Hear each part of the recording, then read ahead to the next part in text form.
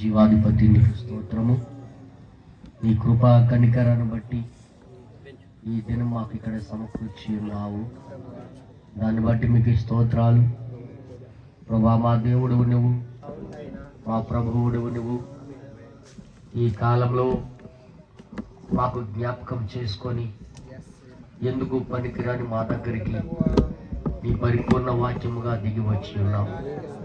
దాన్ని బట్టి మీకు స్తోత్రాలు తెలియజేస్తున్నాం ప్రభా.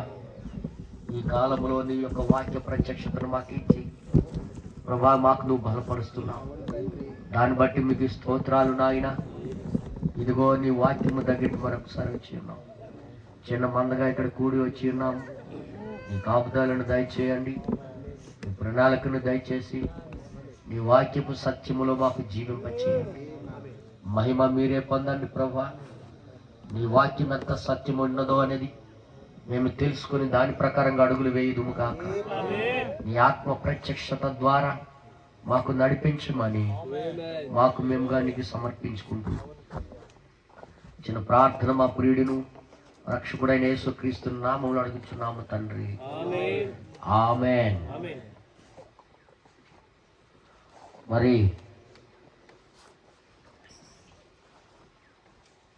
మత్తయి సువార్త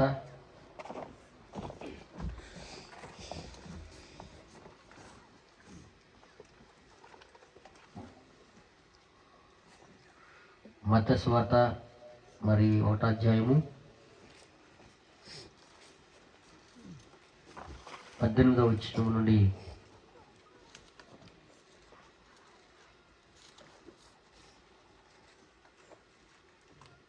25వ వచనం వరకు. యేసుక్రీస్తు జనన విధం ఎట్లనగా, ఆయన తల్లి అయిన మరియా యోసేపునకు ప్రదానము చేయబడిన తరువాత వారి ఏకము కాకమునుపు ఆమె పరిశుద్ధాత్మ వలన గర్భవతిగా ఉండెను. ఆమె భర్త అయిన యోసేపు నీతిమంతుడై ఉండి ఆమెను అవమానపరచనొల్లక రహస్యముగా ఆమెను విడనాడ ఉద్దేశించెను. అతడు ఈ సంగతులను గూర్చి ఆలోచించుకొని చుండగా ఇదిగో ప్రభుదూత స్వప్నమందు అతనికి ప్రత్యక్షమై, దావీదు కుమారుడు అయిన యోసేపు, నీ భార్య అయిన మరియను చేర్చుకొనుటకు భయపడకము. ఆమె గర్భము ధరించినది పరిశుద్ధాత్మ వలన కలిగినది. ఆమె యొక్క కుమారుణ్ణి కనును, తన ప్రజలను వారి పాపముల నుండి ఆయనే రక్షించును. గనుక ఆయనకు యేసు అను పేరు పెట్టుదు అనెను.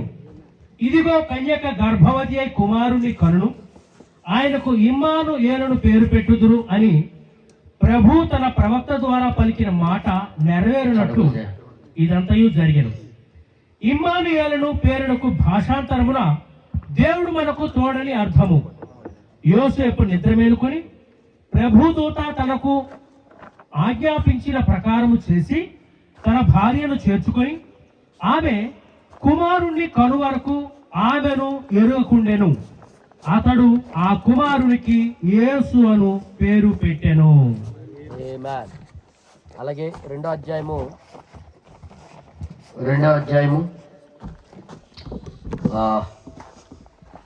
3వ వచనం నుండి 5వ వచనం వరకు. హేరోదు రాజు ఈ సంగతి వినినప్పుడు అతడును అతనితో కూడా యెరూషలేము వారందరూ కలవరపడిరి. కాబట్టి రాజు ప్రధాన యాజకులను, ప్రజల నుండి శాస్త్రులను అందరినీ సమకూర్చి క్రీస్తు ఎక్కడ పుట్టునని వారిని అడిగాను. అందుకు వారు, యూదయ బెత్లెహేములోనే. అనగా యూదయ దేశపు బెత్లెహేమా, నీవు యూదా ప్రధానులలో ఎంత మాత్రమును అల్పమైన దానివి కావు. ఇశ్రాయేలును నా ప్రజలను పరిపాలించు అధిపతి నీలో నుండే వచ్చును అని ప్రవక్త ద్వారా వ్రాయబడి ఉన్నది అని అనిరి. ఆమేన్. ప్రార్థన చేసుకుందాం. పరిశుద్ధ కలిగిన తండ్రి, జీవాధిపతి నీకు స్తోత్రము. ఈ చదువుబడిన వాక్యము ద్వారా ఈరోజు మాతో మాట్లాడండి ప్రభా. నేను కాక మొన్నే లోకమంతా క్రిస్మస్ పండగ చేసుకుంది. నీ జనన విధానం అనేది వాళ్ళు గుర్తించలేకుండా వారు తప్పిపోయారు. కానీ నీ కృప చేత మాకు నువ్వు బలంనిచ్చావు, శక్తినిచ్చావు, నీ ప్రణాళికలు మాకు నువ్వు బయలుపరుస్తున్నావు. దాన్ని బట్టి మీకు స్తోత్రాలు. ఇదిగో నీ సన్నిధికి వచ్చి ఉన్నాం.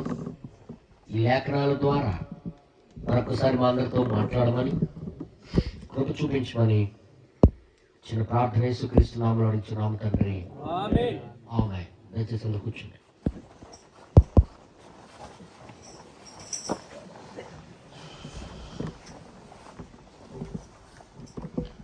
హల్లెలూయా. అందరూ బాగున్నారా? చాలా సంతోషం. మరొకసారి మనమందరము దేవుని సన్నిధిలో కూడుకోవడం బట్టి. ఇవన్నీ ఎప్పుడు చూడాలి తెలుసా? వాక్యం ప్రారంభించక మునిపే ఎట్నుండి ఎలాగొస్తుందో, ఏమొస్తుందో, ఎలాగొస్తుందో అనేది సెట్టింగ్ చేసుకోవాలి. దానికి కూడా ఆత్మవరం కావాలి. మీకు తెలుసా? ప్రతి సెట్టింగ్ వెనకాల ఆత్మవరం లేకపోతే ఎవరికి బుర్ర పనిచేయదు.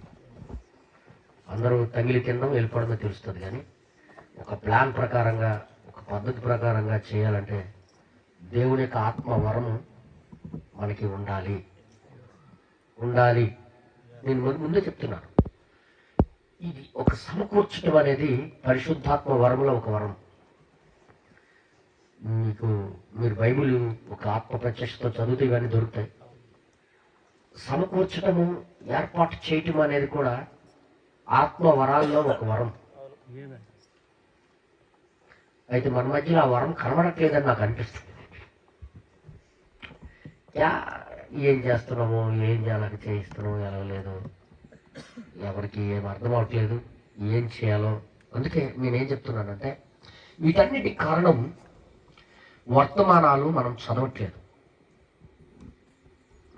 బైబుల్ మనం చదవట్లేదని నాకు అర్థమవుతుంది అన్నమాట. బైబుల్ చదివితే, వర్తమానాలు చదివితే ఈ లోకానికి మించిన జ్ఞానం అందులో ఉంది. వాస్తవంగా నేను చెప్తున్నా. అందులో ప్రపంచంలో ఎవ్వరూ ఎవ్వరు ఇవ్వకపోయినటువంటి జ్ఞానం అందులో ఉంది. ఎవరు నీకు చెప్పక్కర్లే, నువ్వే ఇతరులకు చెప్పేటటువంటి స్థితి చేస్తావు. నీకు 10 మంది చెప్పగలిగిన పరిస్థితి ఏర్పడుతుందంటే నీకు ఈ బైబిల్ అర్థం అవ్వట్లేదు అన్నమాట. అందుకే నేను చెప్తున్నాను, ఎక్కడ కోటాలు పెట్టినా, ఎక్కడ మీటింగ్ పెట్టినా ముందే ఆలోచించి జాగ్రత్తగా ఎలా చేస్తే బాగుంటుంది, ఎలాంటి ప్లేస్లో పెడితే బాగుంటుంది, వీడియో తీస్తే ఎలా కనిపిస్తుంది, వెనకాల ఏముండాలా, ఎలాగుందో ముందు చెక్ చేసుకొని పెట్టుకుంటామనే ఆలోచన ఫస్ట్ రావాలి ఇక్కడ వచ్చిన వాళ్ళకి. నేను మరి చెప్తున్నాను, ఏదో వచ్చామో వెళ్ళిపోయామన్నట్టు కాదన్నా. ప్రతి చిన్న విషయం వెనకాల దేవుని యొక్క హస్తం ఉంది. ప్రతి చిన్న విషయం వెనకాల దేవుని యొక్క ప్రణాళిక దాగి ఉంది. అది మనం ఎరిగి ఉండాలి. ఈరోజు ఇది సంఘంలో లోపమని నాకు తెలుసు. ఇది వర్తమానాలు వింటే, వాక్యం వింటూ, బైబుల్ ధ్యానిస్తూ ఉంటే ఈ లోక జ్ఞానం పెద్ద విషయం కాదు. దేవుడి ముందు ఈ లోక జ్ఞానం ఏమీ కాదన్నమాట. ఇది భూ వాతావరణానికి మించిన జ్ఞానం. ఇది మీకు తెలుసా? మనుషుడు ఊపిరంతా ఈ భూ వాతావరణంలోనే, బయటికి వెళ్తే పని చేయండి సస్తాడు. కానీ దానికి మించిన జ్ఞానం ఇందులో ఉంది. అలాంటప్పుడు సెట్టింగ్ చేయడం కూడా, ఏర్పాటు చేయడం కూడా, సిద్ధపాటు చేయడం కూడా బైబిల్లో ఇది ఒక వరం అని మీకు తెలుసా? మీకు చదివిస్తాను, ఒకసారి మీరు చూడండి. ఇక్కడ ప్రేయర్ స్టార్ట్ అవుతుంది అనేటప్పుడు అన్ని ఏర్పాట్లు చేయడం కాదు, అన్ని ముందే వచ్చి కేవలం వాక్యమే దేవుడు అలాగా పరిశుద్ధాత్ముడు మనతో మాట్లాడాలన్నట్టుగా ఏర్పాటు చేయాలి. అలాంటి సిద్ధపాటు కలిగి ఉండాలి మనం. అప్పుడే దేవుడు పనిచేస్తాడు. ఈరోజు నేను ఎందుకు ఈ మాట చెప్తున్నానో మీకు అర్థమవుతుంది తర్వాత. కొరింథీయులకు రాసిన పత్రిక 12వ అధ్యాయంలో ఏ విధంగా రాయబడిందో మీకు చూపిస్తాను. ఇది బైబిల్ గ్రంథమై ఉన్నదని మీకు నేను నిరూపించడానికే ప్రయత్నం చేస్తాను. సార్ తగ్గించండి సార్. 12వ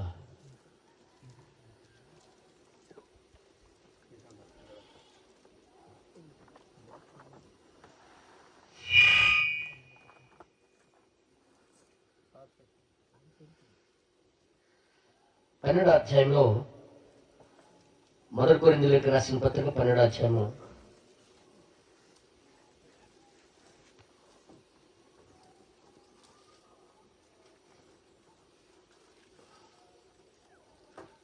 27వ వచనం నుండి మనం చదివితే, అటువలనే మీరు క్రీస్తు యొక్క శరీరమై ఉండి, క్రీస్తు యొక్క శరీరం అంటే సంఘం. క్రీస్తు యొక్క శరీరం అంటే అలా బాడీ గురించి ఆలోచించకండి, సిలువ వేసిన బాడీ గురించి, సంఘం గురించి మాట్లాడుతున్నాడు ఇక్కడ. సంఘము అంటే దేవుని యొక్క శరీరం. ఇప్పుడు ఆ శరీరంలో ఏమేమి ఎలా చేయాలో చెప్తున్నాడు ఇక్కడ. వేరు వేరు అవయవములై ఉన్నారు. వేరు వేరు అవయాలు. ఇప్పుడు శరీరంలో చెయ్యి ఒకటి, ముక్కు ఒకటి, కన్ను ఒకటి ఎలాగుందో, అలాగే దేవుని యొక్క సంఘములో కూడా వేరు వేరు అవయవాలుగా ఉన్నారు. మరియు ఏ అవయవము పని చేయకపోయినా ఆ శరీరానికి నష్టమే. నేనేం మాట్లాడుతున్నా అర్థం చేసుకో. ఏ అవయవం పని చేయకపోయినా ఆ శరీరానికి నష్టమే. ఇప్పుడు చెవులే పని చేయలేదనుకో, ఎంత పెద్ద బాడీ అనేది వినబడదు. ఇప్పుడు అంత బాగా అందంగా ఉన్న కళ్ళు లేవు అనుకో, ఏం ప్రయోజనం? అంటే చూడవలసింది చూడాలి, వినవలసింది వినాలి, చేయవలసింది చేయాలా, పట్టుకోవలసింది పట్టుకోవాలా. ప్రతిదీ కూడా ఆ శరీరానికి క్షేమం కావాలంటే, బాగుండాలంటే ప్రతి అవయవం పనిచేయాలా లేదా? అవయవాలంటే ఏంటి తెలుసు కదా? కేవలం గొడ్డు తాలూకు అవయవాలు తెలుసు మనకి. తంగిలి తాలూకు అవయవాలు ఇదేంటి, సట్ట, గుండెకాయ, కాజిమ, లివరా, ఇది అవి తెలుసు. కానీ దేవుని యొక్క సంఘం యొక్క అవయవాల విషయం మాత్రం మనసులో, మైండ్ లేదు. చూడండి ఇక్కడ ఏమంటారు చూద్దాం, ఒక్కొక్క పాయింట్ చూద్దాం. దేవుడు సంఘంలో, దేవుని యొక్క సంఘములో మొదట కొందరిని అపోస్తలులు గాను, పిమ్మట కొందరిని ప్రవక్తలు గాను, కొంతమందిని ప్రవక్తలు గాను, పిమ్మట కొందరిని బోధకులు గాను, కొంతమందికి బోధకులు గాను, అటు పిమ్మట కొందరిని అద్భుతములు చేయవారిని గాను, కొంతమంది అద్భుతాలు చేయవారు గాను, తర్వాత కొందరిని స్వస్థపరచు కృపావరములు గలవారి, కొంతమంది స్వస్థపరచు కృపావరములు గాను, కొందరిని ఉపకారములు చేయవారి గాను. చూడండి, ఉపకారం చేసేవాడు కూడా సంఘంలో ఉండాలి. ఓ ఉపకారం నేనెందుకు చేయాలి కాదు, ఉపకారం నా వల్ల సంఘానికి ఇదేదో జరగాలి, దేవుని యొక్క బిడ్డలకి ఇది జరగాలి అని ఉపకారం చేసినోడు కూడా ఉండాలి.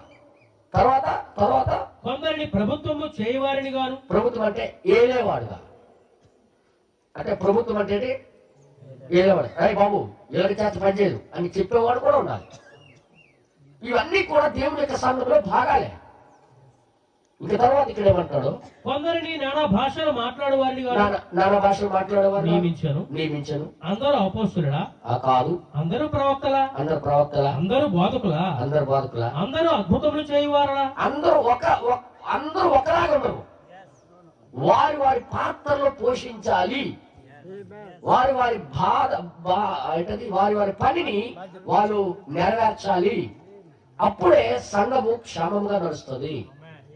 అర్థమవుతుంది మీ అందరికీ? అది ఒక దేవుని యొక్క పరిశుద్ధాత్మ వరాల్లో ఇది పరిశుద్ధాత్మ పనులై ఉన్నాయి. ఇది పరిశుద్ధాత్మ యొక్క కార్యాలై ఉన్నాయి. ఇప్పుడు మనుషుల లోపలే అవన్నీ జరిగించాలి.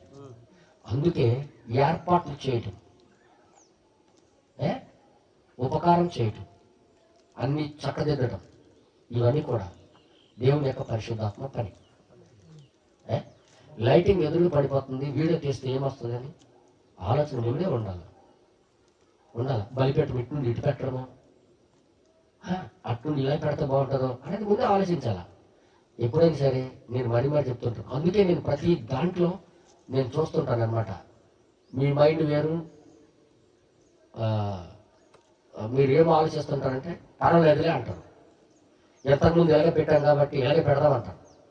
కానీ దాని వెనకాల ఏమొస్తుందో, ఎండ ఎక్కుతుంది, దాని లైటింగ్ పడ్డం, అసలే మా గోబేజ్ బ్రదర్ తెల్లగుంటాడు,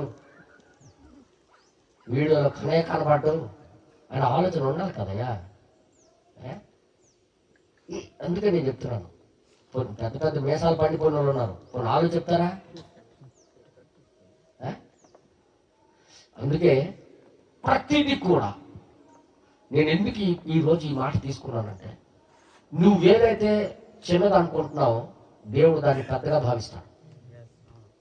గుర్తెట్టుకో, మనుషులు ఏదైతే చిన్నదిగా భావిస్తారో దాన్ని దేవుడు పెద్దదిగా భావిస్తాడు. మనుషులు ఏదైతే పెద్దదిగా భావిస్తారో దాన్ని దేవుడు చాలా చిన్నదిగా భావిస్తాడు. అందుకే ఈ చిన్న చిన్న విషయాల్లోనే చాలా జాగ్రత్త వహించినప్పుడు పెద్ద విషయాల్లో మనం తప్పిపోం. అందుకే ఎప్పుడు చెప్తుంటాను, సిద్ధపాటు చేయటంలో ఒక వరం ఉండాలి. దానికోసం ప్రార్థన చేయండి. నేను ఏ విధంగా సిద్ధపాటు చేస్తే బాగుంటుంది అనేది దేవుని సన్నిధికి రాగానే అది మీ మనసులోకి వచ్చి ప్రేరేపణ కలిగి అది జరిగించాలి. మీకు తెలుసా బెసల్లాల్ గురించి మీరు చదివే బైబిల్లో? బెసలేల్ గురించి బైబిల్ చదవలే? బెసలేల్ దేవుడి యొక్క పనిముట్లు పని పరికరాలు చేసే వ్యక్తి. బెసలేల్ మోషేకి ఆ కొండ మీద గుడారం ఎలాగొండాలో చూపిస్తే దాని పనిముట్లన్నీ ఎలా చేయాలనేది దేవుడు ఆయనకి ఇచ్చాడు ఆ వరం. బెసలేల్, ఈ బెసలేల్ ఏ కర్రకి ఎంత బంగారం పోయాలో, ఎక్కడ ఏ డిజైన్ పెట్టాలో ఆ వరం పరిశుద్ధాత్మ ద్వారా ఆయన పొందుకున్నాడు. ఒక్క సలహా కూడా మోషే చెప్పలే. మోషే ఒక్కటి చెప్పలే, ఇలాగుండాలి అలాగుండాలని. మోషేకి దేవుడే చెప్పాడు, నేను ఆ పని కోసం బెసలేల్కి నేను ఎన్నుకున్నాను, ఆయన పని చూస్తాడు అన్నాడు. మరి ఆయన భయమే లేదు. నాకైతే ప్రతి మీటింగ్లో భయమే. ఏం చేతండ్రి, పెద్ద పెద్ద మేధావులు వెళ్ళారు ఒక్కొక్కరు, మాటలు మాత్రం పోతుల్లాగా, ఒక్కొక్కటి పోతుల్లాగా అనమాట, పెద్ద పెద్ద మాట్లాడడం. ప్రతి మీటింగ్కి కూడా నాకు టెన్షనే. ఎందుకో తెలుసా, వెళ్ళాడు కానీ మా వాళ్ళు ఏం చేస్తానో తెలియదు. నేను వెళ్ళేంత వరకు అర్థం కాలేదు. ఒక ఆలోచన కావాలి ప్రభా, మీటింగ్లు జరిగించడానికి, ఏర్పాట్లు చేయడానికి నాకు ఒక వరమే ప్రభా. అది ఎలా చేస్తే బాగుంటుంది, నీ నామ మహిమ కొరకు ఇది జరిగించాలనుకుంటున్నాం, నీ నామానికి అక్కడ మహిమపరచబడాలి, దానికి ఎలా జరిగిస్తే బాగుంటుంది, నాకు ఆ ప్రేరేపణ, ఆ ఆత్మ నాకు దయచేయాలి అడగాలి. మీరు అడగాల. దుంప మొఖాలు పెట్టుకుని వచ్చి భోజనం చేసి వెళ్ళిపోతామని రాకూడదు. దేవుడు రాజ్యానికి వెళ్ళాలని రావాలి. దేవుడు రాజ్యం కోసం బ్రతకాలని రావాలి. అప్పుడే దేవుడు కనికరించి నీ లోపల జారు విడుస్తాడు. బెసలేల్కి ఎంచుకొని నేను ఏర్పాటు చేశాను, అది ఎలాగ చేయాలో ఆయన చేస్తాడు అని చెప్పేశాడు. చింత లేదు మోషేకి. దేవుడు ఆత్మచేత ఆ వరం కలిగి ఉన్నాడు కాబట్టి డిజైన్ ఏం చేయాలో, ఎలా చేయాలో ఆయన చింతించిన అవసరమే లేదు. టెన్షన్ లేదు. అన్ని ఏర్పాట్లు అయిపోయినాయా లేదనేది లోన చూడడానికి వచ్చాడు మోషే. అంతే. ఎక్కడదక్కడ పెట్టబడింది, ఎక్కడదక్కడ సెట్ చేయబడింది. మరేంటి ఇంకా ఎదురు లేదనుకొని బలు అర్పించండి ఇక అన్నాడు. అంతే. దేవుని యొక్క మహిమ దిగి రావాలి. ఇప్పుడు మహిమ దిగి రావాలంటే అన్ని ఎక్కడ ఉంచాలో అక్కడ ఉంచేశాడు. రొట్టెల బల్లి అక్కడ పెట్టాడు. ఆ దీపస్తంభం ఎలా ఉండాలో, ఏ డిజైన్ ఉండాలో అది చేశాడు. అసలు ఆ మందసానికి ఆ కర్రకి ఎలాగ రేకుపోత పూయాలో, ఆ కెరూబులు ఎలా చేయాలో, ఆ రెక్కలు ఎలాగ ఉండాలో ఆయన మనసులో అది పెట్టబడింది ఆ ఆత్మ ద్వారా. అన్ని ఏర్పాట్లు కూడా పరిశుద్ధాత్మ ద్వారా జరగాలి. కానీ మనిషి జ్ఞానం ద్వారా ఏ కూటం జరిగినా అక్కడికి దేవుడు రాడు. దేవుడు అనుకున్నట్టుగా ఉంటేనే, దేవుడు అనుకున్నట్టుగా సిద్ధపాటు జరిగితేనే పరిశుద్ధాత్మ సంతోషంతో దిగి వస్తాడు. కూటం పెట్టామని గొప్ప కాదు, కూటం ఏర్పాటు చేసామని గొప్ప కాదు. అది ఎక్కడ ఎలాగుంటే బాగుంటుంది అనేది ఆత్మ ప్రేరేపణ కలిగి ఉండాలి. అర్థమైనవి అందరికి? ఎందుకు మొత్తుకుంటున్నాను? 31st నైట్ మనకి ప్రేయర్ ఉంది. 31st నాడు మీటింగ్ ఉంది. ఎలాగుంటే బాగుంటుంది అనుకొని ఏర్పాట్లు మీకు ఎందుకు పిలుస్తున్నాడు అనుకున్నారు? గుర్తునే సరదాకా ఎలాగుంటే బాగుంటుంది, దేవుని ఆత్మకు ఎలాగుంటే సంతోషం ఉంటుంది, దేవుడు ఆత్మ వచ్చినప్పుడు ఎలాగుంటే సంతోషం. ఆ బలాలు ఉంటే ఏమి అతి పరిశుద్ధ స్థలంలో పెట్టవచ్చు కదా, ఏమి అతి పరిశుద్ధ స్థలంలోనే పెట్టారు. దేవుడు అనుకున్నది ఎక్కడ ఉండాలో అక్కడే ఉండాలి. ఎక్కడ ఉంచితే దేవుడు ఆనందిస్తాడో అక్కడే ఉండాలి. దేవుడు కథలకు మనం చూడాలంటే దేవుడు దర్శనంలో చూపించినట్టు అవి ఉంటేనే కానీ అవి జరగవు. దేవుడికి ఆనందించేసే పద్ధతులు మనం ఏర్పాట్లు చేయాలి. అర్థమైంది మీ అందరికీ? రెండోది, ఎప్పుడైనా ఎక్కడైనా బలిపీఠం ఏర్పాటు చేసినప్పుడు ఎప్పుడు బలిపీఠం ఎత్తులో ఉండాలి, ప్రజలు డౌన్లో ఉండాలి. నేనేం మాట్లాడాను?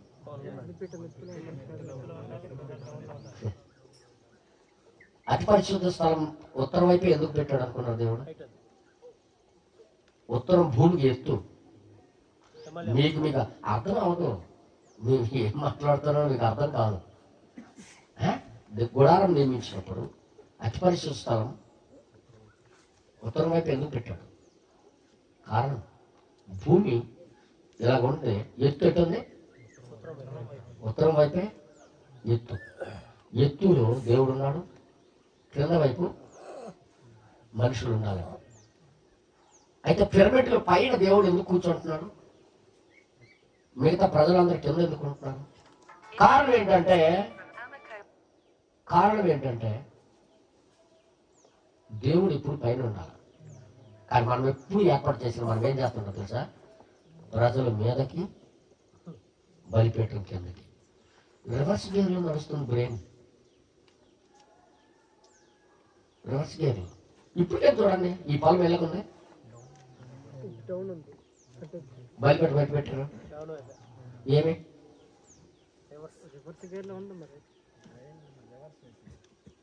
ఏమా అంటే మాకు బుర్ర రివర్స్ లో పనిచేస్తుంది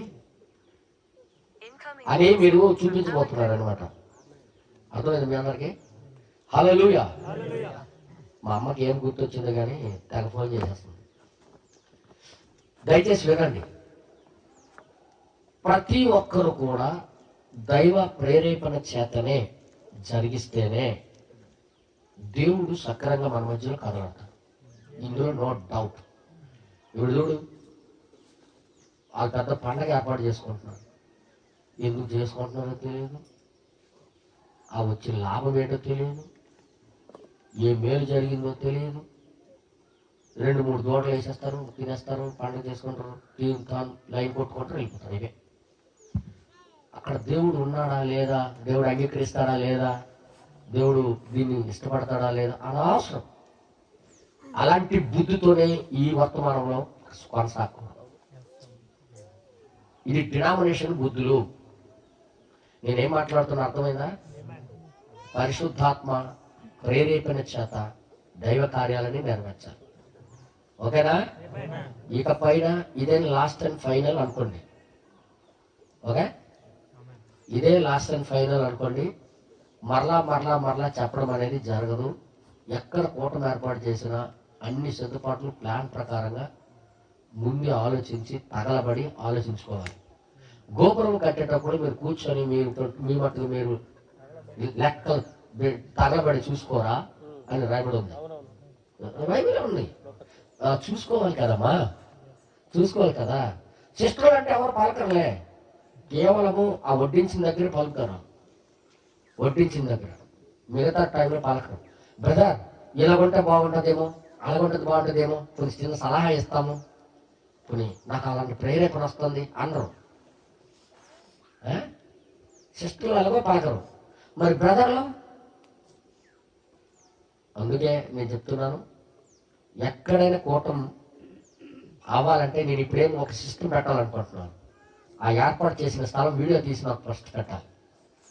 ఓకే, పెట్టిన తర్వాత అది డైరెక్షన్ ఎటు నుండి ఎటు ఉందో, ఎలాగుందో మీ ఫోన్లో ముందు ఆన్ చేసి చూసుకోవాలి. క్లియర్గా ఎటు పక్క నుండి వస్తుందని చూసిన తర్వాత, ఇటు పక్క నుండి ఇటు చూస్తే బాగుంటుంది, ఈ వర్తమానము ప్రతి చోటుకి వెళ్తుంది అనే మనస్తత్వం అర్థమవుతుంది అనమాట. ఎందుకంటే మనకి జ్ఞానం ఎక్కువ కాబట్టి ఎవరో ఒక సలహా తీసుకోవాలి. అర్థమైంది సహోదరులారా? ఆయన అడగవలసింది కదా మొత్తానికి. హననీయకి వెనకాల వచ్చాడేంటి ఆయన? ఆయనకే అడగాలి, చెప్తాడు. ఆయన కూడా కొన్ని విషయాలు చెప్తాడు. కానీ ఈరోజు లేట్ అయిపోయింది పాపం. మా స్టెప్ని వచ్చాడంటే మరీ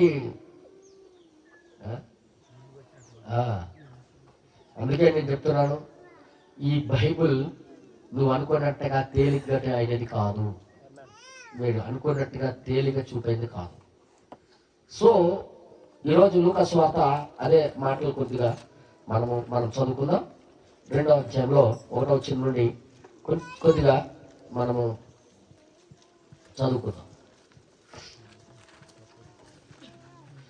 ఇప్పుడు చదివిన మాటలకే జోడించి కొద్దిగా మనం చదువుకుందాం. ఆ దినములలో సర్వలోకమునకు ప్రజా సంఖ్య వ్రాయవలనని కైసరు ఔగుస్తు వలన ఆజ్ఞ ఆయను. ఇది కురేనియు సిరియా దేశమునకు అధిపతి అయి ఉన్నప్పుడు అవునండి జరిగిన మొదటి ప్రజా సంఖ్య. ఓకే, లోక 2 చదవండి కదా. అందరూ ఆ సంఖ్యలో వ్రాయబడుటకు తమ తమ పట్టణములకు వెళ్ళిరి. యోసేపు దావీదు వంశములను గోత్రములను పుట్టినవాడు గనుక తనకు భార్యగా ప్రధానము చేయబడి గర్భవతి అయి ఉండిన మరియతో కూడా ఆ సంఖ్యలో వ్రాయబడుటకు గలిలయలోని నజరేతు నుండి యోదయలోని బెత్లెహేమనబడిన దావీదు ఊరికి వెళ్ళెను. వారక్కడ ఉన్నప్పుడు ఆమె ప్రసవ దినములు నిండెను గనుక తన తొలిచూరి కుమారుని కని పొత్తి గుడ్డలతో చుట్టి సత్రంలో వారికి స్థలము లేనందున, అక్కడ రాయబడింది సత్రములో స్థలము లేనందున ఆయనను పశువుల తొట్టెలో పరుండబెట్టాను. ఇప్పుడు 20-30 సంవత్సరాలు బట్టి వాక్యం చదువుతూనే ఉన్నాం, చదువుకుంటూ వస్తున్నావా లేదా? డిసెంబర్ 25కి ప్రతి పాస్టర్ ఇదే తీసి చదివాడు, కానీ దాని అసలు భావం ఏంటో తెలియదు. సత్రములో స్థలము లేనందున అతనికి పశువుల తొట్టులో పరుండు పెట్టారు. ఆయన కూడా అంత గొప్ప దేవుడై ఉండి పశువుల తొట్టులో పడుకోవడానికి ఇష్టపెట్టుకున్నాడంటే ఎంత గొప్ప మనిషి. అంటే దీన్ని బట్టి చూస్తే దేవుడు చేసిన వాడిని కూడా మనుషుడు ఆలోచించినట్టుగా ఉన్నాం. గుర్తెట్టుకోండి, ఇది మనిషిడు ఆలోచిస్తాడు. ఉన్నతమైన దేవుడు ఉన్నతమైన స్థలంలో కూర్చున్న ఆయన ఉన్నతమైన స్థలాన్ని ఎంచుకుంటాడు అనుకుంటాడు. అదే కాదు మరి. ఇప్పుడు ఉన్నతమైన దేవుడు ఉన్నతమైన స్థలంలో ఉన్నవాడు ఉన్నతమైన స్థలంలోనే ఉండాలనుకుంటాడు అని అనుకుంటాడు. మనిషి ఏమనుకుంటాడంటే ఆ ఉన్నతమైన వాడికి చూసి, అంత ఉన్నతమైన దేవుడు ఉన్నతమైన స్థలంలో ఉన్నవాడు ఎప్పుడు ఎంచుకున్నా ఆయన పడుకోవడానికి ఉన్నతమైన స్థలమే ఎంచుకుంటాడు అనుకుంటాడు. ఇది మానవుడి యొక్క బుద్ధి కాదు, మాట్లాడరేది. కానీ దానికి రివర్స్ అయిపోయింది, దానికి రివర్స్ గేర్ వేశాడు దేవుడు. ఆయన ఉన్నతమైన దేవుడు అత్యున్నతమైన పరిశుద్ధుడు ఒక పశువుల తొట్టి ఎంచుకున్నాడు. సత్రములో స్థలము లేనందున అని రాయబడింది అక్కడ. దీని మీద కొద్దిగా మనము మనన చేద్దాం, ఓకేనా? రేపు కూడా మనకి ప్రేయర్ ఉంది, ఆదివారం మర్చిపోకండి. 8:30కి స్టార్ట్ చేయాలనుకుంటున్నాం, ఎందుకంటే కొన్ని పనులు ఉన్నాయి మనకి. అక్కడ పనులు కొద్దిగా ఏర్పాట్లు ఉన్నాయి కాబట్టి మనం అందరం చేసుకొని సిద్ధపరిచి ఉంచుకుందాం అక్కడ. ఎందుకంటే మనకి ఇంకా 31st నైట్కి ఇంకా ఖాళీ ఉండదు అనమాట. కాబట్టి మనం రేపే ఏదైనా చేసుకోవాలి. ప్రతి ఒక్కరికి చెప్పండి, ఓకే? ఇక్కడ ఒక మాట రాయబడి ఉన్నది, సత్రములో స్థలము లేనందున ఆయన ఎంచుకున్న స్థలం ఏంటి? పశువుల తొట్టె. ఇప్పుడు సత్రము అంటే మంచి నివాస స్థలం, మంచి సౌకర్యాలు ఉండేది ఒక స్థలం.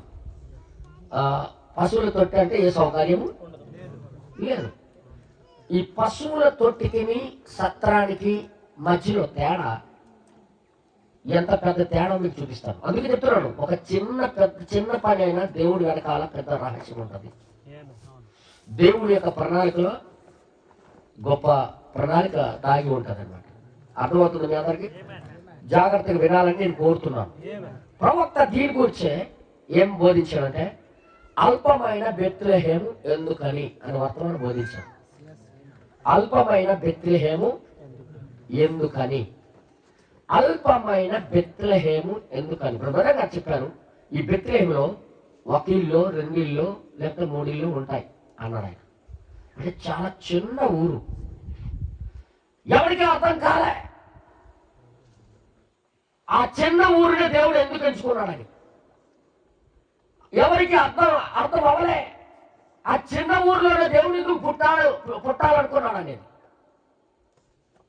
దాని వెనకాల సత్రంలో స్థలం లేదు. అంటే ఆయనకి చేర్చుకునే మనసు ఎవరికి లేదు. ఆయనకి చేర్చుకోలేదు కాబట్టి, ఆయన తిరస్కరించబడ్డాడు కాబట్టి, ఆయనకి అందరూ త్రోసేశారు కాబట్టి, ఆ కాలానికి వచ్చిన ఆ దేవుని యొక్క వాక్యాన్ని, ఆ వాక్యము శరీరం దాలిస్తే దాన్ని చేర్చుకునే మనసు ఎవరికి లేదు. కానీ ఒక పశువులు పాకకు మాత్రం ఉంది. ఏదో నేను మాట్లాడుతున్న జాగ్రత్తగా. పశువుల పాక అంటే పశువు పాక అని అనుకోకు. పశువుల పాక ఒక చండాలంగా కనబడుతుంది, ఒక దరిద్రమైన స్థలం, ఒక శుభ్రం లేని ప్లేస్, పరిశుద్ధత లేని ప్లేస్, ఏ మంచి లేని ప్లేస్. కోరుకోయింది నువ్వు పుట్టొచ్చు నా దగ్గర. అర్థం చేసుకోండి. ఉన్నతమైన స్థలాలు ఏది కూడా ఆయనకి మా దగ్గర వచ్చి మీరు జన్మించవచ్చు అని ఆహ్వానించలే. సేమ్ వే ఆత్మీయంగా మీరు అర్థం చేసుకోండి. ఈరోజు అలాంటి పాకలే ఆయనకి కావాలి. ఎంతమందికి అర్థమైంది? అలాంటి పాకలే, ఏ గొప్పతనం లేని పాకలు, ఏ అర్హత లేని పాకలు, ఏ పరిశుద్ధత లేని పాకలే క్రీస్తు కావాలని కోరుకుంటారు. ఎంతమందికి అర్థమవుతుంది? ఆ పాకలే ఈ రోజు ఇక్కడ కూర్చున్నాయని నేను అనుకుంటున్నాను. ఆ పాకలు ఎవరో కాదు బ్రదర్. ఈ రోజు ఒక పాపి అయిన ఒక మనిషి, పరిశుద్ధత లేని ఒక మనిషి, ఆ నీతి లేని ఒక మనిషి, శుభ్రత లేని ఒక మనిషి లోపల ఆయన జన్మించాలనుకుంటున్నాడు. ఆయన కోరిక. శాస్త్రులు పరిచయాలు గొప్ప గొప్ప దేవాలయాలు ఉన్నాయి, గొప్ప గొప్ప ఇల్లులు ఉన్నాయి. గృహం అంటే ఎవరో కాదు నువ్వే. ఆ పాక అంటే ఎవరో కాదు నువ్వే. ఆ పశువు స్వభావం ఎవరో కలిగి లేరు, నువ్వే. పశువులు నివసించే స్థలం ఒక పశువుల పాక. ఇందులో ఏం నివసించాయి? యేసు ప్రభు రాకమునుపు ఒక జంతువులే. జంతు స్వభావంతో నివసించిన నీలో, ఆ పనికి మాలిన స్థలం నీలో ఆయన పుట్టాలనుకుని కోరిక కలిగినాడు. ఎవరికి అర్థం కాలి ఈ మాటలు. అక్కడున్న శాస్త్రులకి పరిచయం అర్థం కాలే. ఏసై ఏంటి శుంకరులతోనూ పాపులతోనూ కూర్చొని భోజనం చేస్తాడు ఏంటి అన్నాడు. ఆయనకి తెలియదు ఆ దరిద్రమైన ప్లేసే ఆయన ఎన్నుకునే స్థలం. ఆ దరిద్రమైన స్థలమే ఆయన కోరుకునే స్థలం, ఆయన పుట్టాలనుకునే స్థలం, ఆయన పడుకోవాలని విశ్రాంతి తీసుకోవాల్సిన స్థలం అని వాళ్ళు గుర్తించలేకపోయారు. లోకం చూసింది వేరు, దేవుడు అనుకున్నది వేరు.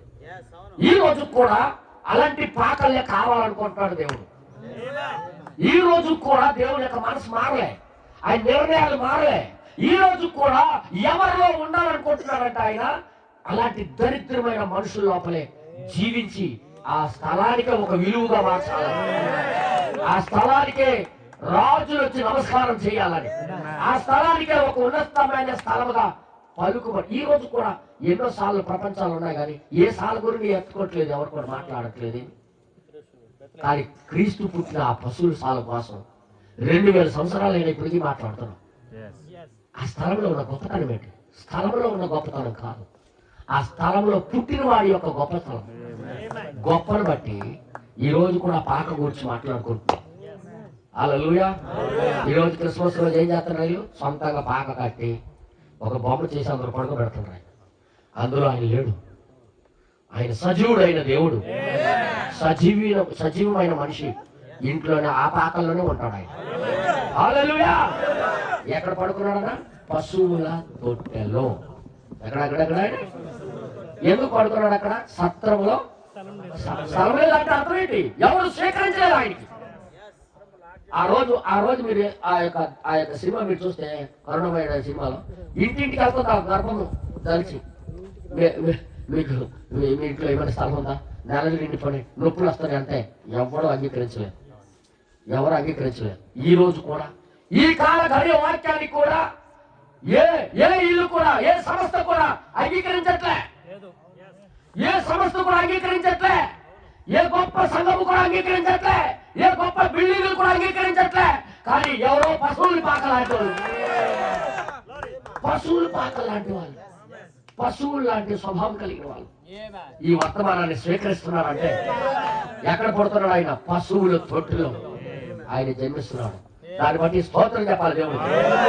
ఎంత పెద్ద పెద్ద గొప్పలు. ఆ రోజుల్లో కూడా పెద్ద పెద్ద పట్టణాలు ఉన్నాయి, పెద్ద పెద్ద మందిరాలు ఉన్నాయి, పెద్ద యెరూషలేము అనే పట్టణం ఉంది. 115 పట్టణాలు ఉన్నాయి ఇశ్రాయేల్ దేశంలో. గొప్ప పట్టణాలు ఎన్ని ఉన్నాయంటే ప్రధానంగా చెప్పారు 115 పట్టణాలు పేర్లు ఉన్నాయి. షిలోహు ఉంది, యెరూషలేము ఉంది, గొల్గాతు ఉంది. ఎన్నో పెద్ద పెద్ద ఊర్లు ఉన్నాయి, పెద్ద పెద్ద పట్టణాలు ఉన్నాయి. ఏ పట్టణం కూడా ఆయన నివసించడానికి కానీ పుట్టడానికి కానీ ఇష్టపెట్టుకోలేదు. కానీ ఒక బెత్లెహేమే ఎందుకు ఎంచుకున్నాడంటే ఆ బెత్లెహేం ప్లేసే ఆయన పిలుస్తుంది. కమా నాలో జీవించు ప్రభా, నాలో పుట్టు ప్రభా, నాలో రా ప్రభా అని అంగీకరిస్తుంది. ఈ రోజు కూడా అదే చూపుతూ ఎదురు చూస్తున్నది. అదే పద్ధతిలో దేవుని వాక్యం అలాగే చూస్తుంది. ఈ కాలం కూడా, ఈ కాలపు వాక్యం కూడా ఏ ఇంట్లో పుట్టడానికి ఇష్టపెట్టుకోవట్లేదు, ఏ ఇంట్లో ఉండడానికి కూడా ఇష్టపెట్టుకోవట్లేదు. ఎవరు ఇష్టపెట్టుకోవట్లేదు అది ఉంచుకోవడానికి. ఏ సంస్థ కూడా ఆ వాక్యానికి ఉంచుకోవాలి, దీంతో బ్రతకాలని మనసు లేదు.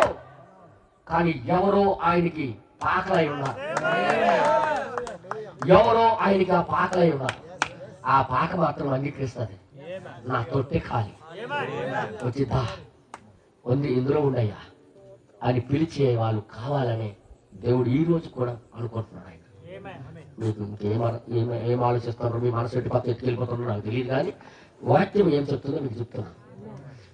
ఈ యొక్క అల్పమైన వ్యక్తులు ఎందుకని అని హబ్బులోని తీస్తే 13వ పేరా నుండి మనం చదివితే, 13వ పేరా నుండి మనం కంటిన్యూగా చదువుకుంటూ వెళ్తే అక్కడ ఏం చెప్తున్నాడు తెలుసా? చూడండి ఒకసారి, మీరు చదవాలని నేను కోరుతున్నాను. 13వ పేరా నుండి మనం చదివినట్లయితే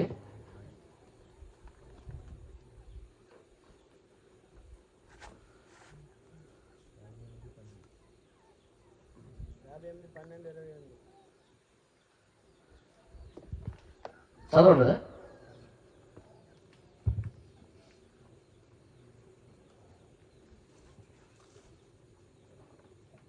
పాలస్తీనాలో ప్రదేశములన్నిటిలో మరియు అక్కడ ఎన్నో గొప్ప పట్టణాలు ఉన్నాయి. అవును, మరియు గొప్ప గొప్ప పట్టణాలు ఉన్నాయి.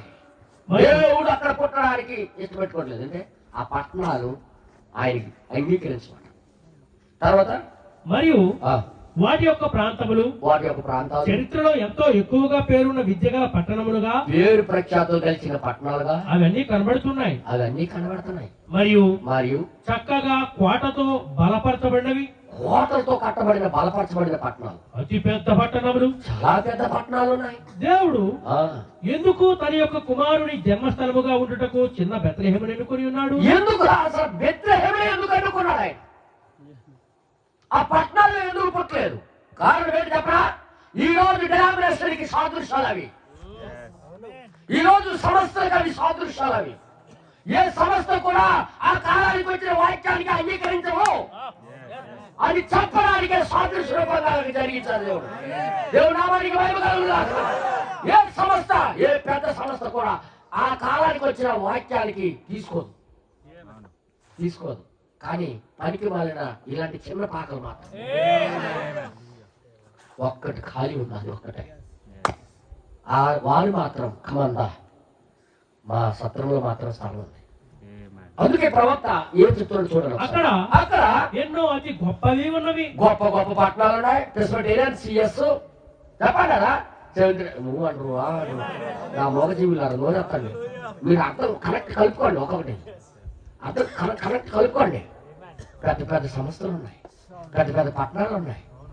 ఎక్కడ ఎంచుకోలేదు దేవుడు. కానీ పాకలో ఉండడానికి ఇష్టపట్టుకున్నాడు. ఒక చిన్న మందని జ్ఞాపకం చేసుకున్నాడు ఆయన. కాలకని వర్తమానము నీ దగ్గర ఉండడానికి ఇష్టపడదు కదా. ఇదే నీకు చివరి అవకాశం, గుర్తెట్టుకో. ఇది మనతో ఉండడానికి వచ్చింది. ఈ కాల కలిగే వర్తమానం మనతో జీవించడానికి వచ్చింది, మనలో నివాసం చేయడానికి వచ్చింది. దీనికి చోటుగా మనం మారిపోవడం మంచిది.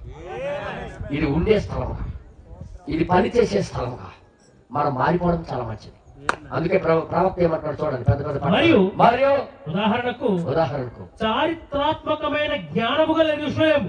అమ్మో, చారిత్రాత్మక కలిగిన జ్ఞానము కలిగిన యెరూషలేము, గర్వము గల యెరూషలేము. గర్వము, పరిశుద్ధమే.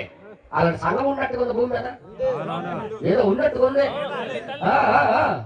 ఇవన్నీ ఒక సాదృశ్య రూపాల్లో జరిగాయి.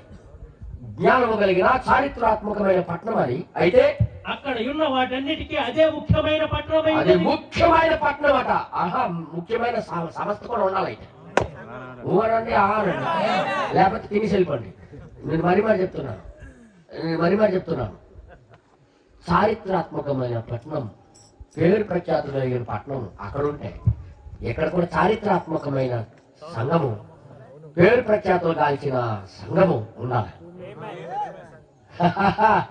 తర్వాత ఇంకా రాయబడింది. తర్వాత మరియు అది పాలస్తీనాలోని పట్టణములలో అతి పొడవైన పట్టణంలో ఒకటి. అబ్బో, ఇంకా పొడవాటి పట్టణం అట అది. అంటే పొడవాటి పెద్ద సంఘం కూడా ఉండాలి. అయితే అర్థమవుతుంది మీ అందరికి. మీరు వర్తమానం చదివేటప్పుడు ఆత్మ ప్రత్యక్ష చదివితే అర్థమవుతుంది. కానీ తర్వాత ఇంకా రాయబడింది, చదవండి. మరియు ఎందుకు దేవుడు తన కుమారుని యొక్క జన్మస్థలముగా ఉండుటకు, జన్మస్థలంగా ఉండడానికి అతి చిన్న బెత్లెహేము ఊరుని ఎందుకు ఎంచుకున్నాడు అంటే ఆశ్చర్యపడుతూ ఉంటాము. ఎందుకు ఆశ్చర్యపడుతున్నామంటే, ఎందుకు ఇంత పెద్ద పెద్ద పట్టణాలు ఎంచుకోలేదు, ఎందుకు పెద్ద పెద్ద సంఘాలు ఎంచుకోలేదు, ఎందుకు మారుమూల ప్రాంతంలో గొర్రెలలో ఉన్న కొద్ది మందిని ఎంచుకున్నాడు. గురుపంలో ఎన్నో సంఘాలు ఉన్నాయి పెద్దవి, అవన్నీ వదిలేసి ఎందుకు ఒక చిన్న మందిని ఎంచుకున్నాడు. దేవుడు మనసు ఎప్పుడు కూడా పెద్ద సంఘాల్లో పుట్టాలను, పెద్ద సంఘాల్లో ఉండాలను ఈ వాక్యం ఆయనకి దానికి ఇష్టం లేదు. ఈ వాక్యం యొక్క కోరిక ఏదో తెలుసా? చిన్న మంద భయపడకండి అని చెప్పడానికి, మళ్ళీ ఒక చిన్న పాకల్లో పుట్టడానికి. నువ్వు ఒక చిన్న పాకమై ఉన్నావు. ఇది కానీ చేర్చుకుంటే, ఈ కాల ఘడి వర్తమానం నువ్వు చేర్చుకుంటే నువ్వు ఒక చిన్న పాకవి, నువ్వే ఒక పశువుల తొట్టివి. వాళ్ళైతే ఆచారబాధికంగా చేస్తున్నారు, కానీ అసలైన క్రీస్తు నీ లోపల పుట్టడం ప్రారంభిస్తారు. ఈ పాకకు ఒక్కదానికే తెలుసు మెస్సయ్య వచ్చాడని. దేవుడు నామానికి మహిమ కలుగును గాక. మిగతా పట్టణాలకి ఎవరికి తెలియదే మెస్సయ్య ఈ కాలంలో మేఘారుడై వచ్చాడని. ఎంతమందికి అర్థమైందా కదా? పాకకు మాత్రమే తెలుసు మెస్సయ్య వచ్చాడు ఈ కాలంలో, 7 ముద్రల గ్రంథం ఇప్పబడిన పుస్తకంతో దిగి వచ్చాడని. ఎంతమందికి అర్థమైంది? ఇవన్నీ కూడా ఒక ఆత్మీయమైన దానితో చూడాలని దేవుడు రాసి పెట్టాడు.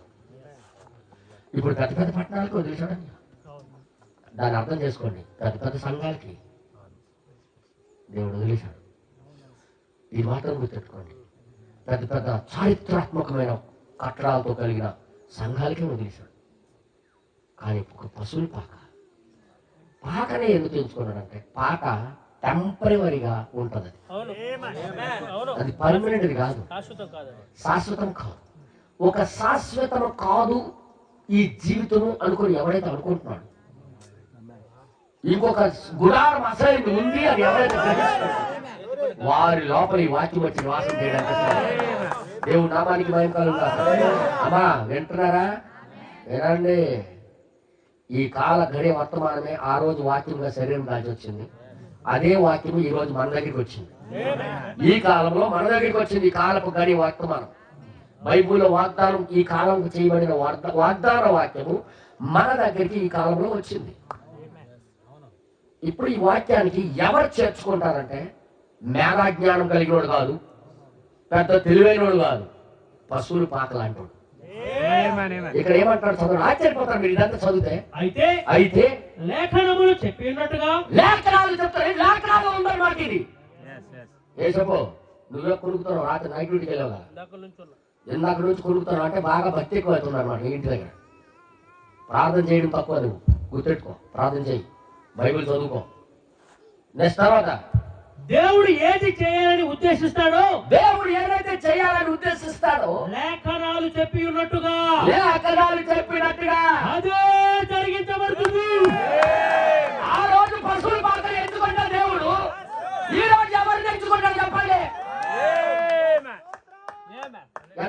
చెప్పండి. మాది చారిత్రాత్మక సంఘం, మాది పేరు ప్రఖ్యాతులు కలిగిన సంఘం. మా సంఘము పేరు ప్రఖ్యాతులు ప్రపంచం మొత్తం తెలుసు అన్నా ఆయన ఉంచుకోండి. పాకకి అసలు ఎవరు గుర్తించరు. ఈ రోజు కూడా ఎవరు గుర్తింపు లేని వారికి మాత్రమే ఆయన ఎంచుకుంటాడని, ఆయన ప్రణాళిక మారదని ఇది చూపిస్తుంటలే. ఓయ్ పశువుల పాక అని పిలుస్తున్నందుకు నన్ను క్షమించాను. ఇప్పుడు గాడిద అని పిలుస్తాను, అప్పుడు క్షేమ అని పిలుస్తుంటాను. అని చెప్పండారా? ఒక్కొక్కరు అప్పుడప్పుడు పిలుస్తుంటాను. దేవుడు నామానికి మహిమ కలుగుగా. మీకు తెలుసా ఇంకో కోణం కూడా చూపిస్తాను. గిద్యోనికి శక్తి లేదు యుద్ధం చేయడానికి. ఈ శక్తి లేకపోతే ఎక్కడున్నాడో అద్భుతాలు సూచక్రియలు చేసిన దేవుడు ఏమాయో అద్భుతాలు అనుకొని ప్రశ్నించాడు దేవుడికే, ఆ బలిష్ఠుడైన దూతకే. మా అద్భుతాలు కూడా మారలేదు, సమస్య నీ దగ్గర ఉంది. నువ్వే దాన్ని అంగీకరించట్లేదు, జన్మించడానికి నువ్వే అంగీకరించట్లేదు. కాబట్టి నువ్వు పనిచే అంటాడు, నువ్వు నాతో వస్తున్నావని యుద్ధం చేయిస్తాను నాకు ఎలా తెలుస్తుందని అడుగుతాడు. అప్పుడు సూచనలు చూపిస్తాడు కొన్ని. మీ అందరికి తెలుసు, అవన్నీ చెప్పాల టైం లేదు కాబట్టి మిగతాది చదువుకోండి ఇంటికి వెళ్ళి. సూచనలు చూపిస్తాడు. ఇశ్రాయేల్లో యుద్ధానికి ఎంతమంది బయలుదేరతారా అని అడిగితే 10,000 మంది దాటి బయలుదేరుతారు. 10,000 మంది 32,000 మంది బయలుదేరుతారు. ఫస్ట్ దేవుడు చూస్తాడు, బాబు వీళ్ళందరూ చాలా ఎక్కువ. పెద్ద పట్టణాలు నేను కోరుకోను కదా, వచ్చింది కదా, పెద్ద గుంపులు కూడా నేను కోరుకోను కదా, చాలా ఎక్కువ మంది ఉన్నారు, వీళ్ళు కాదు. ఒకసారి నేనన్నా యుద్ధంకి వెళ్తే తీరుతాం లేదో ముందుగా గుర్తుపెట్టుకొని వెళ్ళిపోయి 3 మంది వెళ్ళిపోయారు. లాస్ట్ 10,000 మంది. ఇది కూడా అంటే పెద్ద సంఘమే. అంటే దేవుడు మనసులో ఏముందంటే చిన్న పాకైనా పెద్ద సంఘాలు వద్దా? మొదటి నుండి దేవుడు మనసు ఏంటో తెలుసా? పెద్ద పట్టణాలు కాదు, పెద్ద సంఘాలు కాదు, పెద్ద గుంపులు కాదు, చిన్న మంద, చిన్న పాక. భయపడకు, రక్షకుడు నీ దగ్గరే ఉంటాడు. ఎంతమందికి అర్థమవుతుంది? భాష లాంగ్వేజ్ అర్థం చేసుకుంటున్నారా? ఓకేనా? 10,000 మంది అయ్యారు. 6వ అధ్యాయం న్యాయాధిపతుల గ్రంథంలో, అంతేనా? 7వ వచనం చదవండి ఒకసారి, చదవండి. 7వ అధ్యాయమా? సారీ, 7వ అధ్యాయంలో 6వ అధ్యాయంలో ఈయన గురించి ఉండదు. ఓకే చదవండి కదా. సంగారు నుండి ఉంటుంది, సంగారు గురించి. అయితే 10,000 మంది నిలిచి ఉండగా 4వ వచనం, 32,000 మంది నుండి 10,000 మందికి వచ్చారు. ఇది కూడా యెహోవా ఈ జనులు ఇంకా ఎక్కువ మందే నీళ్ళ యొద్దకు వారిని దిగజేయము, నీళ్ళు దగ్గరికి వాళ్ళకి దిగజేపు, అక్కడ నీ కొరకు వారినే శోధిస్తాను. నీ కొరకు అంటే నీ వెనకాల ఎవరు రావాలో నేను పరిశీలించి తీస్తాను అవతల. అప్పుడు ఈ 10,000 మందికి అక్కడ తీసుకుని వెళ్ళారు, నీళ్ళ దగ్గరికి. ఈ డినామినేషన్ అయితే అక్కడ తీసుకెళ్తా తెలుసా? 10,000 మందికి ట్రైనింగ్ స్కూల్కి ట్రైనింగ్ స్కూల్కి. కానీ దేవుడు అక్కడ నీళ్ళు అంటే వాక్యం దగ్గరికి దించుతాడు. హల్లెలూయా. దేవుడికి మనిషికి అంత తేడా. తర్వాత ఇంకా రాయబడి చదవండి. ఇతడు నీతో కూడా పోవలెనని నేను ఎవరిని గూర్చి చెప్పుదునో, ఇక్కడ చూపిస్తాడు దేవుడే. ఎవరైతే నీతో రావాలో నేను చూపిస్తాను, వాడే నీతో పోవలను, అతడే నువ్వు తీసుకొని వెళ్ళాలి. ఇతడు నీతో పోకూడదని ఎవరిని గురించి నీతో చెప్పుదునో, 2 చూపిస్తాను నేను, ఎవడు రాకూడదో ఎవడు రావాలనేది. వాడు కూడా పోకూడదని గిద్యోనితో సెలవిచ్చాను. అతడు నీళ్ళ యొద్దకు జనమును దిగజేసినప్పుడు, నీటి దగ్గర తీసుకుని వెళ్ళినప్పుడు యెహోవా కుక్క గతుకున్నట్లు తన నాలుకతో నీళ్లను గతికిన ప్రతి వానిని ఏంటంటాడు ఆయన? దీని కుక్క గురించి ఎంత ముందు బోధించాను. ఇంకో కోణం కూడా ఇప్పుడు చెప్తాను. ఈ కుక్కలాగా ఎవడైతే గతుకుతాడో వాళ్ళకి ఏరు అంటే నాకనే అంటున్నాను నేను. నాలికతో ఎవడైతే నీళ్లు గతుకుతున్నాడో, చేతులతో కాదు. ఇప్పుడు లెక్క అన్నాడు 1 2 3 4 5 అని 300 మంది తేలారు. 10,000 మందిలో 3,000 మంది నాలుగుతో నీళ్ళు బతికితే ఇంకా 9,700 మంది వాళ్ళు ఏం చేస్తారట? చేతులతో నీళ్ళు తాగుతున్నారు.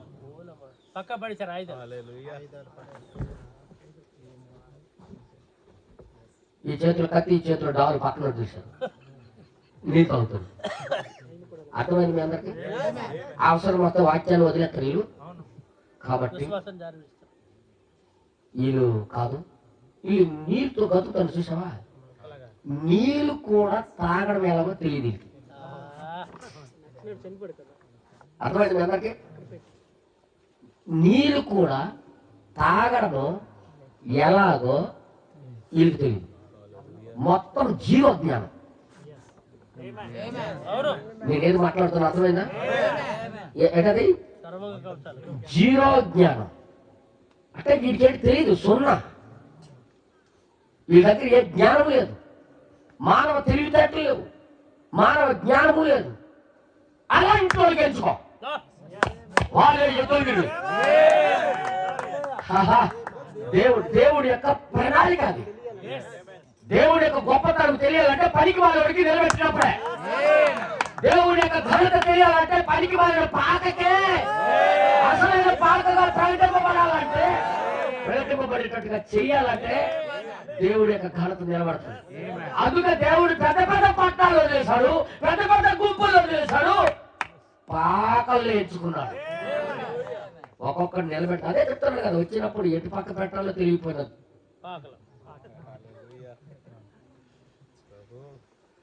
అందుకే ఆ పాకల్లాగా వదలాలని కాదు దేవుడు, పాకలకి ఒక ఘనతమైన దిద్దాలని. వీరికి అంత తెలివితేటలు ఎక్కడి నుండి వచ్చాయి? అందుకే కొన్నిసార్లు నేను కొద్దిగా హార్డ్గా చెప్తావలసి వస్తుంది. అర్థమైంది మీ అందరికీ? మీరేమో తిట్టుకుంటున్నారు అనుకోండి, కానీ మీకు మంచి చేయాలని ఇవన్నీ చెప్తుంటాను. హల్లెలూయా. అర్థమైంది మీ అందరికీ? నేను గద్దించకపోతే నేను ఒక వేషధారిని పాస్టర్ని. తప్పుకు తప్పుగా చెప్పాలి, దానికి దిద్ది తీసుకుని వెళ్ళవలసిన బాధ్యత మన మీద పెట్టాడు కాబట్టి తప్పదు కదమ్మా. సిస్టర్ గారు మీకు తిట్టేస్తున్నాను, మీరు ఏమనుకోకండి. అనుకోండి కానీ అనుకోకపోతే మరీ మంచిది, అనుకుంటే మరీ మంచిది. దేవుడు నామానికి మహిమ కలుగుగా. హల్లెలూయా. 300 మందికి ఏం చేశాడన్నా? ఎలాంటి నీళ్లు తాగని రాని దద్దమలకి. ఇంకోసారి నేను మాట్లాడుతున్నాను. ఎలాంటారట? నీళ్లు తాగని దద్దమలు. మీరు నీళ్ళు తెలియజేస్తారు, స్టైల్గా బాటిల్ వాడిస్తారు. కానీ నీళ్లు కూడా తాగని రాని దద్దమలకి పెద్ద పెద్ద అంగీలు వేసుకున్న వాళ్ళు, జ్ఞానం కలిగి పిహెచ్డి బీటీహెచ్లు చేసిన వాళ్ళకి వదిలేసి, ఊర్లోనే శాస్త్రులు పరిశీలకి జ్ఞానులకి వదిలేసి అక్కడ కొంతమంది గొర్రెలు కాసుకుంటున్నారు. ఎవరికి తిరుగుతాడు? గొర్రెలు కాసుకొని ప్రత్యక్షమై దూత మాటలు అర్థమవుతున్నాయి వాళ్ళకి.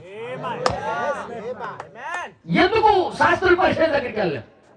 ఎందుకు సెంటు కొట్టుకుని పడుకున్నాడు ఒకడు? మంచి అంగీలు వేసుకుని ఉన్నాడు, మంచి మంచి డ్రెస్సులు వేసుకుని ఉన్నాడు. వాళ్ళ దగ్గరికి ఎందుకు వెళ్ళారు? వీళ్ళకి కుడి ఎటు ఎడమ ఎటు, రైట్ ఎటు లెఫ్ట్ ఎటు తెలియదు. అందుకే గొర్రెలు కాపర్లు రోడ్డు మీద తోలుతున్నప్పుడు తిట్టుకోకండి. ఆడికి లెఫ్ట్ వెళ్ళాలో తెలియదు, రైట్ వెళ్ళాలో తెలియదు, తోలడం మాత్రమే తెలుసు. మన కారు మీద వెళ్తున్నప్పుడు అప్పుడు సరాకు వచ్చేస్తుంది. సైడ్కి తోడ తెలీదు అంటుంటాం, కానీ ఆడికి ఆ బుర్ర లేదు కాబట్టి గొర్రెలు కాపరయ్యాడు. బుర్ర అంటే కాలేజీలు ఉండేవాడు కదేటి మాట్లాడేటి, బుర్ర లేదు కాబట్టి. ఇప్పుడు అలాంటి వాళ్ళ దగ్గరికి ఎదుక్కుంటూ చూడు, మొదటి నుండి దేవుడి యొక్క మనసారం ఉందంటే పెద్ద పట్టణాలు కోరుకోడు, పెద్ద గొప్ప వాళ్ళు కోరుకోడు, పనికి మారిన పాకలు కోరుకున్నాడు. ఇప్పుడు 10,000 మందిలో 300 మంది తీశాడు. నీళ్లు ఎప్పుడైనా నీళ్ళు తాగరా కుక్కలాగా? అదిగో తాగారు కాబట్టి ఇక్కడ ఉన్నా. అర్థమైంది మీ అందరికి? నేను కూడా తాగాను. కుంగుడికాయలు అని 2 చేతులు బంక అయిపోతాయి. మరి ఈ దీంతో తాగితే తెక్కెత్తి చచ్చిపోతాను నేను. అక్కడ నేనేం చేశానంటే మోకాలు వేసా చెరువు దగ్గర చెరువు నీళ్ళు మంచిది కాదు అసలు, అయినా దాహం ఎలాగేస్తుందంటే చచ్చిపోతారు అనమాట. అక్కడ ఆ మోకాలు ఉంగని కుక్కలాగా గతికి తాగానమాట. తాగితే అప్పుడు అర్థమైంది, అప్పుడు తెలియదు బైబిల్, తర్వాత అర్థమైంది. ప్రభా అక్కడ ఉన్నాను కాబట్టి ఇక్కడ ఉన్నాను అన్నమాట. అక్కడ ఉన్నాను కాబట్టి ఇక్కడ ఉన్నాను అనమాట. నాకు అర్థమైంది, తర్వాత అర్థమైంది. 300 మందికి ఎంచుకున్న తర్వాత ఆ 300 మందితో దేశానికి రక్షణలు తీసుకొని వచ్చాడు. ఆ పశువుల పాకతోనే ఈ రోజు ప్రపంచానికి రక్షణ తీసుకొని వచ్చాడు. ఈ రోజు నీలాంటి పశువుల పాకతోనే ఎంతో మంది జీవితాలు బాగు చేయాలని కోరిక. ఎంతమందికి అర్థమవుతుంది? పశువుల పాకకే ఎందుకు అంటే అర్థం ఏంటి తెలుసా? పశువుల పాకే మొదటి నుండి ఆయన కోరిక. మీకు అందరికి తెలుసా? 1 కొరింథీయులకు రాసిన పత్రిక 1వ అధ్యాయంలో దాని హిస్టరీ రాయబడి ఉంది. దాని గురించి దేవుడి కోరిక ఎలాంటిదో అక్కడ కూడా రాయబడి ఉంది. మీరు దయచేసి మీరు చూడాలని, దేవుడి మనసును మనం పట్టుకోవాలి, దేవుడి మనసును మనము గ్రహించాలి. దేవుడి మనసు ఎలాగుందో మనం పట్టుకోవాల్సిన పద్ధతి మనకుంది. అయితే చూడండి 27వ వచనం నుండి 1 కొరింథీయులకు రాసిన పత్రిక 1వ అధ్యాయం 27వ వచనం నుండి మీరు చదివితే అక్కడ ఎలా రాయబడింది? శరీరము దేవుని ఎదుట అత్యంపకుండునట్లు, గొప్ప అయిపోకుండానట్లు, జ్ఞానులను సిగ్గుపరచుటకు, జ్ఞానులకు సిగ్గుపరచడానికి లోకములో నుండి వేరు వారిని దేవుడు ఏర్పరచుకుని ఉన్నాడు. ఎలాంటి అరే పట్టణాలకు వదిలేసినట్టుగా జ్ఞానులకు వదిలేస్తారు. పట్టణాలకు ఎంచుకోలేదు జన్మించడానికి. ఇప్పుడు దేవుడి యొక్క శక్తిని చూపించుకోవడానికి జ్ఞానవంతులకు ఎంచుకోవట్లేదు, ఎర్రోళ్ళు ఎంచుకుంటున్నాడు. తర్వాత ఇంకా రాయబడింది, బలవంతులైన వారిని సిగ్గుపరచుటకు, బలహీనులైన వారిని దేవుడు ఏర్పరచుకుని, బలహీనులకి ఏర్పరచుకుంటున్నాడు. ఎన్నికైన వారిని వ్యర్థము చేయుటకు, ఎన్నికైన వారు మరి చెప్పుకోవడానికి వ్యర్థం చేయడానికి, లోకములో నీచులైన వారిని, తృణీకరింపబడిన వారిని, ఆ పాకల్లే ఎంచుకుంటున్నాడు. ఆయన ఎన్నిక లేని వారి దేవుడే ఏర్పరచుకుని ఉన్నాడు. పాక ఎందుకు అంటే పాకే ఒక ఘనమైన తీసుకొని వచ్చే ప్లేస్ అది. మీకు తెలుసు అప్పుడు ఘనంగా చెప్పారు, గొర్రెల కాపరికి ఎందుకు కనబడాలి? కయ్యప్ప ఉన్నాడు, శాస్త్రుడు ఉన్నాడు, పరిశీలన ఉన్నాడు, వాళ్ళ దగ్గరికి ఎందుకు చెప్పలేదు దేవుడు రక్షకుడు వచ్చాడని? గొర్రెల కాపరికి ఎందుకంటే గొర్రెల కాపర్లకే తెలుసు గొర్రెల యొక్క విలువేటు. ఇప్పుడు ఘనంగా చెప్పారు. ఏం చెప్పారంటే ఆ ఉన్నతమైన వాడికి చెప్తే బట్టలకి మురికి అంటుకుంటుంది, పశువులు వాసన తగిలేస్తుందని అన్నట. బట్టలు మాసిపోతాయి, అక్కడ గుడ్లు వాసన వస్తుంది, కంపు వస్తుంది. ఆ కంపు దగ్గరికి నేను ఎందుకు వెళ్తాను? దేవుడు పుడితే పెద్ద పట్టణంలో పుట్టాలి కానీ అలాంటి పాక ఆయనకి అంత అవసరం అనుకుంటాడట. దేవుడు మనసు ఏంటంటే ఎర్రి వారిని, పాకాలనే, పట్టణాలు వదిలేసి పాకాలనే, చిన్న మందనే ఎంచుకునే గుణము దేవుడిలో ఉంది. నా ప్రియ సహోదరులు, ఈ రోజు ఆ పనికి మాలిన కంపు కొట్టిన వాడు ఎవడో కాదు, నువ్వే, నేనే. మన లోపలే ఆయన పుట్టాలనుకునే కోరిక. హల్లెలూయా! అర్థమవుతుంది మీ అందరికీ?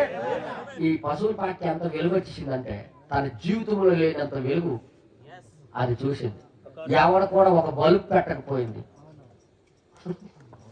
ఒక బల్బు పెట్టడు అన్న సాల్లోనే,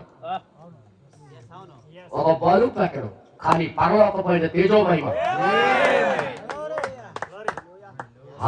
ఆ పాకలో నిలబడింది. ఎప్పుడైనా ఊహించింది ఆ పాక మా లోకానికి కలుగు చేసినోడే నా దగ్గర వస్తాడని? ఎప్పుడు నువ్వు ఊహించావా? ప్రపంచాన్ని శాసించే వాక్యం నీ దగ్గరికి వస్తాడని మీరు మాట్లాడరేంటి? ఈ కాల వాగ్దాన వాక్యం నీ దగ్గరికి వస్తుందని ఎప్పుడైనా అనుకున్నావా? కానీ మన దగ్గరికి వచ్చింది ఎందుకో తెలుసా? మనకి వెలుగుగా మార్చడానికి, దేవుడు నామానికి మహిమ కలుగుగాక. ఎలాంటి కావాలంటే దేవుడు మనసు, అసలు దేవుడు మనసులో ఏం ఫిక్స్ అయిపోయి ఉన్నాడన్నా? పట్టణాలు కాదు, పెద్ద బిల్డింగ్లు కావు, పెద్ద పేరు ప్రఖ్యాతులు కాల్చిన సంఘాలు కావు, ఒక పశువులు పాక. అలాగా గ్రహించాలని పెడితే ఈ తాగుబోతులందరూ నిన్న పాక కడుతున్నారు 25వ తారీఖు. ఆ పాక కట్టినోడు అందరూ తాగుబోతుడే, జగడకుంటోడే. నేనేది మాట్లాడుతున్నాను? నేను చూసిందంతా నేను మన 25వ తారీఖు చూసింది. ఒకడేమో ఫుల్ తాగినాడు, ఒన్ను కాదు, అరే కట్టురా మా దేవుడిది అంటున్నాడు. ఒరే బాబు, నీ దేవుడు ఎక్కడున్నాడు? ఆ పాక కాదురా, నువ్వే ఒక పాకవి. నీ పాకలో పుట్టాలనుకుంటున్నాడు ఆయన. అర్థమవుతుంది మీ అందరికి? ఇప్పుడు చదవండి ప్రవక్త ఏమంటాడు బెత్లెహేముల గురించి. పెద్ద పట్టణాలు ఉన్నాయి, కోరుకోలేదు. పెద్ద బిల్డింగ్లు ఉన్నాయి, కోరుకోలేదు. చెప్పండి కదా, చదవండి కదా. అయితే దేవుడు ఏది ఉద్దేశించాడో, ఏదైతే ఉద్దేశించాడో లేఖనాలు చెప్పినట్లుగా అదే ఖచ్చితంగా జరిగించబడుతుంది. ఖచ్చితంగా అదే చేస్తాడు దేవుడు. మరి ఈ రోజు కూడా అదే చేస్తాడు ఆయన. ఏదైతే బైబిల్లో నిర్ణయించాడో అదే నిర్ణయం ప్రకారం ఫాలో అవుతాడు ఆయన. తర్వాత రాయబడింది, మరియు అది అక్కడే ఉన్నది, అది అక్కడే ఉన్నది. దేవుడు ముందుగానే అది మార్గంలో ఉండుటకు నిర్ణయించి ఉన్నాడు. ఎవరి లోపల కాలఖడి వాక్యం ఉండాలో, ఎవరి దగ్గరికి వెళ్ళాలో దేవుడు ముందే నిర్ణయించి ఉన్నాడు. అది ముందే బెత్లెహేములో పుడతానని దేవుడు మనసులో ఉంది. ఎంతమందికి అర్థమైంది? యెరూషలేములో పుట్టలేదు, గిల్గాల్లో పుట్టలేదు, హోరేబులో పుట్టలేదు, పాలస్తీనాలో లేదు, ఎక్కడ లేదన్నయ్య. కేవలం కేవలం కేవలం 2-3 పాకలు ఉన్న ఊర్లోని వెళ్ళి పుట్టాలని దేవుడు నిర్ణయించాడు. అది ఎక్కడ ఒక ప్రవక్తలో నుండి దూరిపోయి దేవుడు తన కోరికను కొద్దిగా చెప్పేశాడు. ప్రవక్తలు చెప్పకుండా ఏది చెప్పడు కదా ఆయన. ప్రవక్తలు మీకా రాసిన గ్రంథము 5వ అధ్యాయము 2వ వచనం చదివితే చదవండి, మీకు తెలియాలి ఈ విషయాలని. మీకా రాసిన గ్రంథం 5వ అధ్యాయము 2వ వచనంలో ఆయన ఏం చెప్తున్నాడు చూడండి. బెత్లెహేము ఎఫ్రాతా, బెత్లెహేము ఎఫ్రాతా, యూదా వారి కుటుంబములలో నీవు స్వల్ప గ్రామమైనను, నువ్వు ఒక చిన్న గ్రామమైనను నా కొరకు ఏదట నా కొరకు ఇశ్రాయేలీయులను ఏలబోవువాడు, ఇశ్రాయేలుకి ఏలేవాడు నీలో నుండే వచ్చును. ఎక్కడి నుంచి? బెత్లెహేము నుంచి. దేవుడు ప్రధానంగా చెప్తున్నారు, బహుశా 3 లేదా 2 ఇల్లులు ఉండొచ్చు. మంద చిన్నదవ్వచ్చు. ఎలా చర్చిలు కిక్కిరిసి ఉన్నారు ఈ క్రిస్మస్ క్రైస్తవులు అందరూ వెళ్ళి, కానీ మెస్సయ్య అక్కడ లేడు. వాక్య జ్ఞానము వాక్యం అంతా మన దగ్గరికి వచ్చింది. ఎంతమందికి అర్థం? సంతోషం. హల్లెలూయా. వాళ్ళు కేవలం 25వ తారీఖునే క్రైస్తవులు. మా రిలీజులు అయితే మరీ ఎక్కువ వెలిగిపోతుంది, మీకు తెలియదు. రాత్రి ఫస్ట్ పాట విన్నాను. నా తెలుగు మా చర్చి వైపే పెట్టారు కదా రేడియోలో, వచ్చింది యేసు నేడు పుట్టాడని పాట వేశారనమాట. తర్వాత రెల్లి సంఘము గొట్టాయి లేచి అనుకుని తెలిసారు. ఇంకా ఈ పాటకి ఆయనకి ఏ సంబంధం ఉందరా ఆయన? ఏ గొట్టాయినోడు అనుకుని తెలిసారు. రెల్లి సంఘము గొట్టాయి సంఘానికి ఈ రెల్లికి దేవుడికి ఏం సంబంధం ఉంది అసలు? నేనేనా దయ్యం పట్టేసిందిరా ఆయన. కానీ దేవుడు కృప పనికి మాలిన పాకలు తెచ్చుకున్నాడు. దేవుడు నామానికి భయం కలుగుగాక. హలో, జ్ఞానులు ఒక తప్పు చేశారన్న. యూదులు రాజు మీకు పుట్టి ఉన్నాడు ఎల్లుము అంటే 2 సంవత్సరాల క్రితం వాళ్ళు చూశారు ఆ నక్షత్రాన్ని. బయలుదేరారు, లోకానికి వెళ్ళే రాజు పుట్టేశాడు అనుకోండి. తిన్నగా వెళ్ళిపోతుంటా వాళ్ళేమో మనిషి ఊహకి దేవుడు ఊహకి అంత తేడా తెలుసా? ఆ యెరూషలేము మీద వెళ్ళి ఆ కోట మీద వెళ్ళి వెళ్తుంటారు. రాజు పుట్టాడు, కోటే అనుకుని కోటలు దూరిపోయాడు. కోటలు ఎవరున్నాడు? సాతాను కూర్చున్నాడు. పుట్టాడా? నేను రాజు ఉంటున్నా, ఎవరో పుట్టిస్తాడు ఇక్కడ రాజు. కుయుక్తితో ఏం చేశాడంటే, ఎక్కడ పుట్టాడు కనుక్కోండి, నేను కూడా చాలా చేస్తాను. ఏమి కుయుక్తి? అది తెలీదా? దేవుడికి అంతా తెలుసు. హల్లెలూయా. ఇంకో మాట చెప్పనా? జ్ఞానులు రాత్రి పగలు బైబిల్ వర్తమానాలు చదువుతున్నారు, అంటే ధర్మశాస్త్రాలు చదువుతున్నారు. వాళ్ళకి బెత్లెహేములో పుడతాడని తెలుసు. హలో బెత్లెహేములో పుడతాడని తెలుసు. కాబట్టి బెత్లెహేములో పుడితే ఖచ్చితంగా వీళ్ళు నమ్ముతారు. అయితే వాళ్ళ పేర్లు జీవగ్రంథంలో లేవు. ఎప్పుడు గొర్రెపిల్ల జీవగ్రంథంలో లేనోడు ఇది పట్టేసుకొని నేనే దేవుడు అని నమ్మేస్తాను. ఇప్పుడు నాకు నమ్మితే నేను తీసుకెళ్ళాలి తప్పదు. అయితే నాకు లిస్టులో లేడు, ఈడికెళ్ళి నేను తీసుకెళ్ళాలని ఏం చేశాడంటే దేవుడు ఆ పుట్టినోడికి పుట్టినట్టుగా ఉంచలేదు అక్కడ. స్వప్నంలో కనబడి వెంటనే తీసుకొని వెళ్ళి ఈజిప్ట్కి పారిపోవడం. అవును ప్రవచనం అది ఇర్మియా రాసిన గ్రంథంలో రాసినట్టుగా ఆ లేఖను నెరవేర్చడానికి నా కుమారుడికి నేను ఐగుప్తులో నుండి పిలిచి తినడం మాట నెరవేర్చాను. అక్కడ పంపించాడు. అక్కడ నుండి తీసుకొని వచ్చి గలీలా దగ్గరికి వచ్చి పెద్దోడు చేశాడు. ఇప్పుడు రాత్రి చదివిన వాళ్ళు ఏమనుకుంటారు? బెత్లెహేములో నుండి రావాలా, నజరేతు నుండి రావాలా ఎస్ఐ అయితే అనుకుంటాడు కదా. 100% రైట్. అది బెత్లెహేములో నుండే రావాలి దేవుడు. చిన్న మందులోనే దేవుడు బయలుపరచుకోవాలి. పట్టేశాడు. కానీ దేవుడు ఏం చేశాడంటే గలీలీలో పెంచాడు. పెద్దోడయ్యాడు. గలీలీలో వాళ్ళ తల్లిదండ్రులు ఫిక్స్ అయిపోయారు. పట్టణ పని చేసుకుంటున్నారు.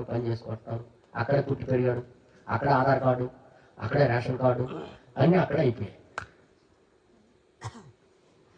బయోడేట్ చూస్తే గలీలియా. ఓకే, మాట్లాడరేటి గలీలియా అన్నాడు. వీళ్ళు రాత్రి పగలు చదివిన వాళ్ళు ఏమనుకుంటున్నారంటే బెత్లెహేం నుండి వచ్చినప్పుడు పట్టుకోవాలి. బెత్లెహేం నుండి వచ్చినప్పుడు పట్టుకో. ఆయన పుట్టేశాడు, జపం చేశాడు. ఎవరి కోసమో తెలుసా? ఈ రాత్రి పగలు చదివిన శాస్త్రుల పరిచయాల కోసం. అర్థమవుతుంది మీ అందరికీ? ఈ రాత్రి పగలు చదివిన శాస్త్రుల పరిచయాలు లిస్టులో లేరు. వీళ్ళు వచ్చేయడానికి వస్తారు లోపలికి. వీళ్ళకి ఎలా తప్పించాలా? మీకు తెలుసా దేవుడి దగ్గర బోల్డ్ ప్లాన్లు ఉంటాయని. ఇద్దరు వెళ్తారని దేవుడికి ముందే తెలుసు. కాలేబు, యెహోషువ 20 లక్షల మందికి పోషించవలసి వస్తుంది. వీళ్ళందరికీ ఎలా రాపాలని ఆలోచించాడు ఆయన. తిప్పుతుంటే ఇసిగిపోయి ఏటన్నారు తెలుసా? ఎందుకు మాకు ఇలా చెప్తావు, నువ్వు ఏంటి, నువ్వు ఇలా అన్నందుకు ఇదే అవకాశం తీసుకో. ఇప్పుడు వీళ్ళకేం చేశాడు తెలుసా? గలీలియా నుండి తీసుకొని వచ్చి గలీలియా నుండి ఏదైనా మంచి రాగలదా? కరెక్ట్ వాక్యం ఏదో చదువుతుంటారు. ఏది తప్పు చదవట్లే. గలీలియా నుండి ఏ మంచి రాదు. వాస్తవం బైబిల్ చెప్పింది అదే. గలీలియాలో దొంగలు దోచుకున్నాడు. కానీ పెరిగింది ఎక్కడ పెరిగాడు? తప్పిపోయిన వాడికి, నశించిపోయే వాడికి అడ్డుపండగా ఉండడానికి. ఈ వర్తమానం ఈ రోజు కూడా అంతే. ఎవరైతే నాశనానికి వెళ్ళిపోవాలనుకుంటున్నాడో, ఎవరైతే బయటికి పంపించాలని దేవుడు అనుకుంటున్నాడో, వాడు మాత్రం ఈ వర్తమానాన్ని చేర్చుకోడు. ఎందుకో తెలుసా? వస్తే మా సంస్థల నుండి రావాలనుకుంటారు వాళ్ళు. కానీ ఇది ఒక పాకల్లో నుండి బయలుదేరింది. దేవుడు నామానికి భయం కలుగుతాట. ఎలాంటి వాళ్ళకి చదువు లేని వాళ్ళతో, కొండల్లో గుట్టల్లో పనిచేసుకున్న వాళ్ళతో ఈ వర్తమానము, ఈ కాల గడియ వాక్యం క్రీస్తు బయలుదేరడం ప్రారంభించాడు. అల్పమైన బెత్లెహేం. హల్లెలూయా. గలీలీయుడు మంచి ఏది రాగలదా అంటున్నాడు. మేము నమ్మమయ్యా. అప్పుడు ఎన్నుకోబడిన వాడు కూడా అలాగనుకుంటున్నాడు, ఎన్నిక లేనివాడు అలాగనుకుంటున్నాడు. ఇప్పుడు నువ్వు వచ్చి చూడురా అన్నాడు. చూసి రాగానే పట్టేశాడు. ఇది మెసేజ్ సార్.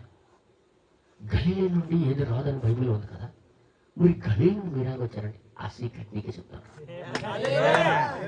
ఆ మర్మం నీకే చెప్తాను. అందరూ అనుకున్నట్టుగా నేను గలీలీ నుండి కాదు, నా డేట్ ఆఫ్ బర్త్ బెత్లెహేం. మర్మం ఎవరు చెప్పాడు? ఎన్నుకోబడిన వాడు. ఎన్నుకోలేనివాడు కూడా అలాగనుకుంటున్నాడు. ఆడు అలాగనుకోవాలని వదిలేశాడు. కానీ మర్మం ఎవరి దగ్గర చెప్పాడంటే ఎన్నుకోబడిన. ఈ రోజు ఆ పాక యొక్క మర్మము మనతోనే ఎందుకు మాట్లాడుతున్నాడు? దేవుడి యొక్క స్వభావం మారాలని ఎందుకు మాట్లాడుతున్నాడు? మనము ఆయన లిస్ట్ లో ఉన్నాం కాబట్టి. దేవుడు నామానికి మహిమ కలుగును. ఇదే మనం తిరస్కరించుకున్నాం. అక్కడ సత్రంలో ఎవరు కూడా ఆయనకి చేర్చుకోవడానికి మనసు లేదు. ఏ పట్టణానికి కూడా మనసు లేదు. ఏ పట్టణం చూసినా నువ్వు ఏ పట్టణానికో ఆ పట్టణంకి వెళ్ళి పట్టున్నారు. ఎవరికి కూడా అవకాశాలు లేవు. కానీ బెత్లెహేం ఒక పాక ఆయనకు అంగీకారమైంది. తర్వాత ఇక్కడ ఏమంటారు? చదువుదా కొద్దిగా చదవండి కదా, చదవండి. అదే వర్తమానం కంటిన్యూ చేయండి. అల్పమైన బెత్లెహేం ఎందుకని? అది దేవుడు ముందుగానే అది మార్గంలో ఉండుటను నిర్ణయించుకున్నాడు. నిర్ణయించుకున్నాడు. లేని ఎడల అది ఎన్నడూ ఆ విధానంలో ఉండి ఆ విధానంలో రాదది. ఓకే. మరియు అపోస్తుల కార్యాలు 15వ అధ్యాయంలో అక్కడ వాక్యము చెప్తున్నది, ఏది ఆకస్మికముగా జరగలేదు, ఏది అనుకోకుండా ఏమీ జరగలేదు, అన్ని ప్రణాళిక ప్రకారంగా జరుగుతున్నాయి. దేవుడు సమస్తము ముందుగానే ఎరిగి ఉన్నాడు. ముందు నుండి ఎరిగి ఉన్నాడు ఆయన. ఎక్కడ రావాలో, ఎక్కడికి పుట్టాలో, ఎక్కడ జన్మించాలనేది ఎవరి దగ్గర ఉంటే నాకు అంగీకరిస్తానికి ముందే తెలుసు. తర్వాత ఇంకా రాయబడింది, అది అలా జరుగుటకు కేవలం అది జరగలేదు. మామూలుగా ఏదో అనుకున్నట్టుగా అంటే అనుకోకుండా జరిగిపోతాయి కదా. ఒకసారి క్రికెట్ బాల్ నేను గ్రౌండ్ దగ్గర చివరిని నిలబడితే ఆడక్కడ కొట్టాడు, అనుకోకుండా నేను లేచి చెయ్యటంటే అప్పుడు పడిపోయి చెయ్యి బాల్ అనుకోకుండా పడిపోయింది. క్యాచ్ అంటే నా చేతిలో పడిపోయింది ఆ బాల్. ఇది ఎంత ఫాస్ట్గా వచ్చింది, ఎంత సులాగ్గా ఉంది ఇది అనుకోని పట్టుకు పెట్టాను. ఏదో నాకు ఎత్తి జంపింగ్ చేసేస్తాను అనుకోకుండా చేతులు తగిలింది. గూట్ బిల్ ఆడినప్పుడు ఇంకొకటి తెలుసా, గూట్ బిల్లలు ఆడతారు, కొడుతుంటారు చూసారు పెట్టేలాగా. బిల్ల కర్ర ఏదో అంటారు, చిడతా బిల్ల.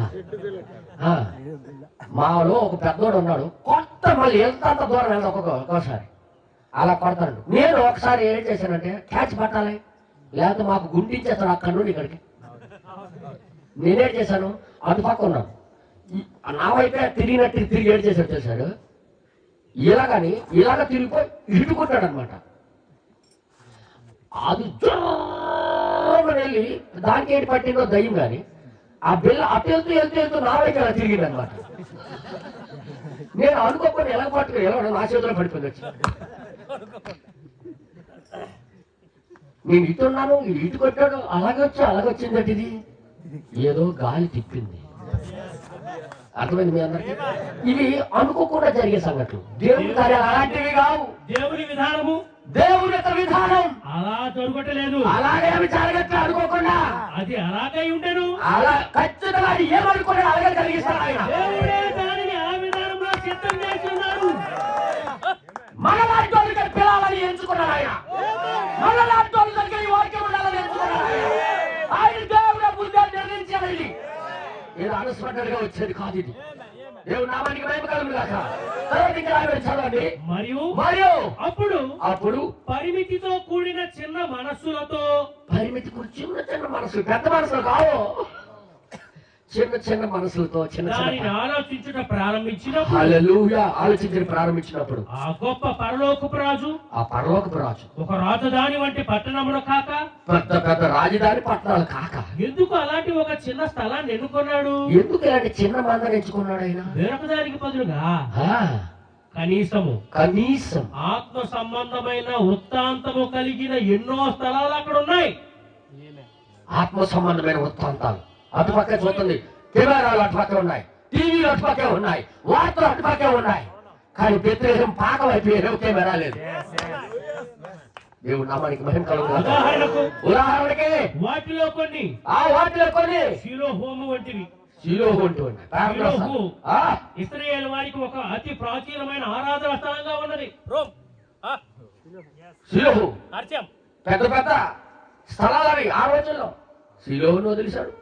చెప్పండి అందరూ చదవండి. వారు అక్కడికి ఏటేటా వచ్చేవారు. ప్రతిసారి షిలోహుకు వచ్చేవారు జనాలు. ఈ గొప్ప స్థలములోనే దేవుని యొక్క మందసము విశ్రమించింది అనుకోని. మరియు అలాగైతే షిలోహు ఆయన ఎందుకు జన్మించలేదు అని నేను ఆశ్చర్యపడుతున్నాను. బ్రదర్ గారు కూడా ఆశ్చర్యపోతాను నేను. ఈయన డైరెక్షన్ ఆయనే, దర్శకుడు ఆయనే, నిర్ణయించాడు, అంతా ఆయనే. పనికి మన కొండల్లో ఉన్న మనలతోనే వెళ్తాను, వాళ్ళ దగ్గరికి వెళ్తాను, వాళ్ళైతేనే దీన్ని తిరస్కరించరు, వాళ్ళైతేనే దీన్ని అంగీకరిస్తారు, వాళ్ళైతేనే నన్ను చేర్చుకుంటారు, వాళ్ళతోటే ఖాళీగా ఉంది. ఎంతమందికి అర్థమవుతుందా? అరే నిజంగా క్రిస్మస్ మన దగ్గర అయింది. ఎంతమందికి అర్థమవుతుంది? చెప్పండి పట్టండి. నిజమైన క్రిస్మస్ ఎక్కడైంది? కాల ఘడియ వాక్యం ఎక్కడైతే పుడతాదో అక్కడ క్రిస్మస్ పండగ. వీళ్ళు చేసిందంతా డూప్లికేట్, దయ్యాన్ని పండగ చేస్తున్నారు. ఉట్టి వచ్చాము, సినిమా పాటలు వేసుకుని డాన్స్ కి దేవుడికి సంబంధం ఏంటారు అసలు?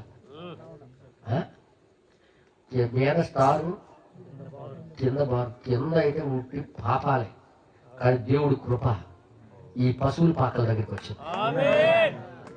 నిజంగా చెప్పండి అందరూ, ఇది మనం కోరుకున్నామా? మనం ఏమనుకున్నామో తెలుసా? నేను ఎవడైతే అంగి వేసుకొని పెద్ద సిలువ వేసుకొని ఇంత పొడవాటి అంగి వేసుకొని వస్తున్నాడో ఎంత దేవుడి గురించి తెలిసిపోయింది ఇంకనుకునేవాడిని.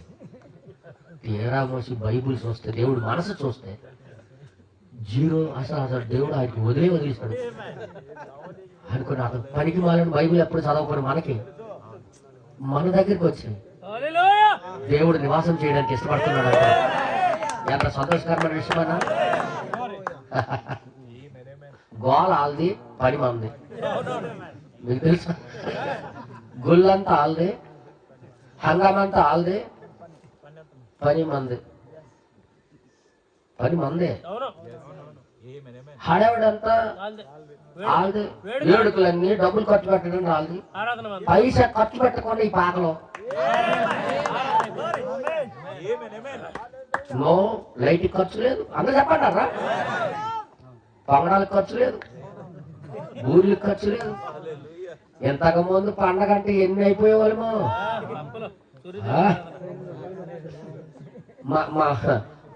మా బల్లేరు కూడా బ్రదర్, భాస్కర్ బ్రదర్ అయితే ఎగిరెగిరి వచ్చాడు పిండి పట్టుకొని అక్కడ మిల్లికి. ఎంత క్యారేజ్ పట్టుకొని వచ్చాడు. ఇవన్నీ దేనికే? పొంగడాలా? పొంగడాలే సాగాడే అట్టు అతను ఆడించివే.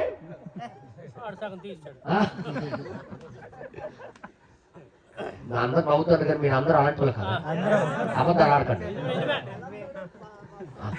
అసలు మా పౌరు బ్రదర్ ఇంట్లో 2 రకాలు ఉండేవాళ్ళు. ఇద్దరు పొంగడాలు, ఇద్దరు పోకండు. ఎన్ని రకాలంటే అన్ని రకాలు కదమ్మా చెల్లి, సిస్టర్. ఎక్కడో నా పౌరు సిస్టర్ రాలేదా? వచ్చా. Very good, very good. ఎన్ని చేసేవాళ్ళమే. హడావిడి ఉండేది కానీ ఆ కాలపు ఘడికి వాగ్దానం చేయబడిన క్రీస్తు లేడు. కానీ ఈ కాలంలో మనకు మాత్రం ఈ కాలానికి వాగ్దానం చేయబడిన దేవుని యొక్క రుజువైన దేవుని యొక్క మాటలు మన దగ్గరికి వచ్చి నివాసం చేయడానికి అంటారు. దీనికన్నా కృప ఏముందో చెప్పండి మీరే? దీనినే తోసేస్తాయి. ఈ పాకకి జన్మలో ఇంకా రక్షణ రావు. నేను మరి చెప్తున్నా, ఇది మనకు ఒక చివరి ఘడియ. ఈ వర్తమానంతో నిలబడవలసిన సమయం ఇదే. ఈ కాలానికి వాగ్దానం చేయబడిన బైబుల్లో వాగ్దానం చేయబడిన బైబుల్ వాక్యము ఈ లోకంలో ఇప్పుడు అందరి చేత తిరస్కరించబడింది. సత్రంలో స్థలం లేదు దానికి. ఇప్పుడు సత్రాల్లో ఎవరికి స్థలం ఇవ్వలేదు. ఈ వర్తమానానికి ఇంటింటికి పత్రికలు ఖర్చు పెట్టి పంచుతున్నారు. బ్రహ్మాండ గారి మెసేజ్ ఎవరు వినొద్దు, అబద్ధ ప్రవర్తని. వాళ్ళు ఎంత అయితే చేస్తున్నారో దానికి సాదృశ్యం ఏంటో తెలుసా? సత్రంలో స్థలం ఉండకూడదానికి. ఆయన కావాల్సింది ఒక పాక, ఒక చిన్న గుడిసె, ఒక చిన్న వ్యక్తి, ఒక చిన్న మంద ఆయన కావాలి. ఇక్కడ కిందకి చదువుతూ ఆశ్చర్యం అనిపిస్తుంది. తర్వాత అక్కడ గిల్గాల్ ఉన్నది. గిల్గాల్ ఉంది. అది మరొక గొప్ప ఆత్మ సంబంధం. అది ఆత్మ సంబంధమైన పట్టణం. అది ఎందుకు? ఎందుకంటే దేవుడు ఆయన గిల్గాలులో జన్మించడం కూడా ఇష్టపడలేదు. గిల్గాదులో కాదు. మరి అక్కడ మరొకటి ఉన్నది, అది సియోను. ఇంకొక సియోను ఉంది. సియోను పర్వత శిఖరం పై ఉన్నది. పర్వత శిఖరం మీద ఉంది పెద్ద కొండ. ఎక్కడ కొండకుడైనా అలాగే. ఎక్కడ కొండ ఉంటే అక్కడ సిలువ నిలబడి పుట్టాడు అబద్ధాలు ఆడేసి ఆరాధన స్థలాలకు మార్చేసి అక్కడ పుట్టలేదు. అందరూ చెప్పండి. తర్వాత ఇంకా రాయబడింది. మరియు అలాగైతే యేసు ఎందుకు సియోనులో పుట్టి ఉన్నది? ఎందుకు పుట్టలేదు? ఆశ్చర్యపోతాము. మనము కూడా ఆశ్చర్యపోతాం. కారణము అది ఒక గొప్ప చారిత్రాత్మకమైన స్థలమై, అది గొప్ప చారిత్రాత్మకమైన సంఘమే. అక్కడ గతించిన యుగముల గుండా ప్రభు తన ప్రజలను దీవించున్నాడు. పాతకాలంలో బాప్టిస్ట్ మంచిదే, పెంతెకొస్తు మంచిదే, కానీ గడియ వాక్యం వచ్చిన తర్వాత అవి పనిచేయవు. దేవుడు నామానికి మహిమ కలుగుగాక. ఆ టైంలో పాతకాలంలో అది మంచిదే. అందరూ చెప్పండి. వాగ్దాన వాక్యం వచ్చినంత వరకు, వాగ్దాన వాక్యం వచ్చిన తర్వాత ఇవన్నీ ఖాళీ. దేవుడు నామానికి మహిమ కలుగుగాక. ఇప్పుడు ఏమవుతుంది తెలుసా? గింజ మొగరకపోయినంత వరకు ఆ వ్యవసాయంలో గడ్డి మంచిదే. దానికి నీళ్ళు పెడతాం, దానికి పురుగు పట్టకుండా మందు కొడతాం, దానికి ముద్దు పెడతాం, ప్రేమ ఇస్తాం, మాట్లాడేది. దానికి ఏమి తినకుండా కాపాడుతాం, మాట్లాడేది. కానీ వాగ్దాన గింజ వచ్చిన తర్వాత ఈ గింజ ఏం చేస్తుందంటే ఆ ముందున్న జీవము, అందులో ఉన్న జీవం అంతా లాగేసుకొని ఇది పరిపక్వంలోకి వచ్చిన తర్వాత దానికి మనసే పెట్టం, వెంటనే మిషన్ పెట్టి కోయించేసి ఆ గింజ బత్తాలు ఎక్కించి కొన్ని జల్లి దానికి కాసేటం. కారణం ఏంటి? అది రాకపోయినంత వరకు, గింజ రాకపోయినంత వరకు ఆ గడ్డికి మంచిదే. అలాగా దేవుడు అసలైన వాగ్దానం వాక్యం వచ్చినంత వరకు ఈ సమస్యలన్నిటి కూడా దేవుడు జీవించాడు. చెప్పండి. కానీ ఈ కాలానికి వాగ్దానం చేయమని అసలైన గింజ వాక్యం వచ్చినప్పుడు ఈ డినామినేషన్ అన్ని కాలిపోతాయని చెప్పాడు. మారలేదు, అవన్నీ గడ్డి. ఎవరు మొదట ప్రేమించారు, ఇప్పుడేం ప్రేమించలేదు, గింజ రాలేదు. అప్పుడు నేనేమనుకున్నాను తెలుసు, సెవెంత్ అటువంటి సంఘం లాంటి సంఘం లేదు అనుకున్నావు. అప్పుడు ఎప్పుడైతే గింజ వచ్చి తాకిందో నువ్వు ఎండిపోయిన గడ్డివి నాకు మళ్ళీ నీలో ఉండదలుచుకోవట్లేదు. ఏ గింజైనా బయటికి వచ్చేసిన తర్వాత గింజ ఇప్పుడు నువ్వు వచ్చేస్తావు. పూర్వం ఎవరి వల్ల బతికావు తెలుసా? లోపలికి వెళ్ళిపోవా అంటే ఇదేమంటది, బుర్ర తక్కువడైతేనే వెళ్తాడు, నేను మాత్రం వెళ్ళను. అర్థమవుతుంది అందరికి? మీకు అర్థమయ్యే భాషలో చెప్తున్నా కదా. మీకు తెలిసినంత వ్యవసాయం కాబట్టి వ్యవసాయం దృష్టిలో పెట్టి నేను మాట్లాడుతున్నా. ఏ గింజ అయినా మరలా లోపలికి వెళ్ళిపోద్దా? వెళ్ళిందంటే నీ అప్పు తీరదు, నువ్వు చచ్చిపోతావు, నువ్వు ఆకలితో చచ్చిపోతావు. అర్థమైంది మీ అందరికి? మరలా వెళ్ళిందంటే డన్. ఏ పుట్టిన కుమారుడు కూడా మరలా తన తల్లి కడుపులోకి వెళ్ళడు. మరలా ఇలాంటి అందమైన చెట్లు చూసిన తర్వాత, ఈ అందమైన దృశ్యాలు చూసిన తర్వాత ఆ చీకటి లోపలికి ఆ రూమ్ లోకి వెళ్ళాలని ఎవడు అనుకోడు. అమ్మ మీరైతే వెళ్ళిపోవాలనుకుంటున్నారు ఏంటో కానీ నాకు తెలియదు, కానీ వెళ్ళిపోవాలనుకోండి. మీ అమ్మని కోరండి, మీ అమ్మ కూడా ఒప్పుకోదు. నీకు బుర్ర బుద్ధి లేదా? ఇంత పెద్దదాడు గాడిదలే పెరిగావు, నీకు బుర్ర లేదని అంటాం. ఇప్పుడు వెళ్తావేట్రా? అప్పుడు నాజుకు ఉండేవాడు, మెత్తగా ఉండేవాడు, ఎలాగో ఒకలాగా వచ్చావు. ఇప్పుడు గట్టి పడిపోయేవాడా? వీడికి మెట్ట వచ్చి హాస్పిటల్ తీసుకెళ్ళాలంటే అంటారు ఎవరైనా సరే. ఈ గడ్డి కూడా ఒప్పుకోదు గింజ బయటకు వచ్చిన తర్వాత. ఇప్పుడు మేము వచ్చి జాయిన్ మీలో కలుద్దాం వద్దు, మీరు వచ్చారని మేము కాదు, డేంజర్ అయిపోతాం. ఎందుకు అంటున్నారు తెలుసా? ప్రకృతి అలా బోధిస్తున్నాం. బయటకు వచ్చిన గింజకి మరలా గడ్డి సేకరించదానా? మీ ఏంటంటారు, ఏమనుకుంటారు? మీ అన్నదమ్ముడే కానీ సెట్ అవ్వదు అక్కడ, మీ బావమరిదే అక్కడ సెట్ అవ్వదు, నువ్వు పుట్టిన సంఘమే కానీ సెట్ అవ్వదు అక్కడ. ఇవి నువ్వు ఉండాలి, నీకు తీయడానికి ఈ వాక్యం వచ్చింది బయటికి. అందుకే అల్పమైన బెత్లెహేముకి ఎంచుకున్నాడు ఆయన. పట్టణాలు వదిలేశాడు, పెద్ద పెద్ద సంస్థలు వదిలేశాడు. ఇప్పుడు ఏంటన్నా ఈ ఆదివాసీ ఇవాంజలికల్ మినిస్ట్రీ ఎంత పెద్దది, ఒరిస్సా వెళ్ళేసింది,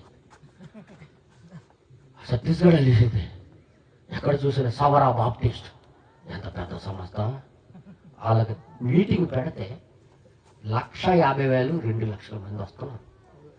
వాళ్ళు భోజనాలు పెడితే ఎంత అంత కాదు, కానీ మధ్యలో దేవుడు లేడు.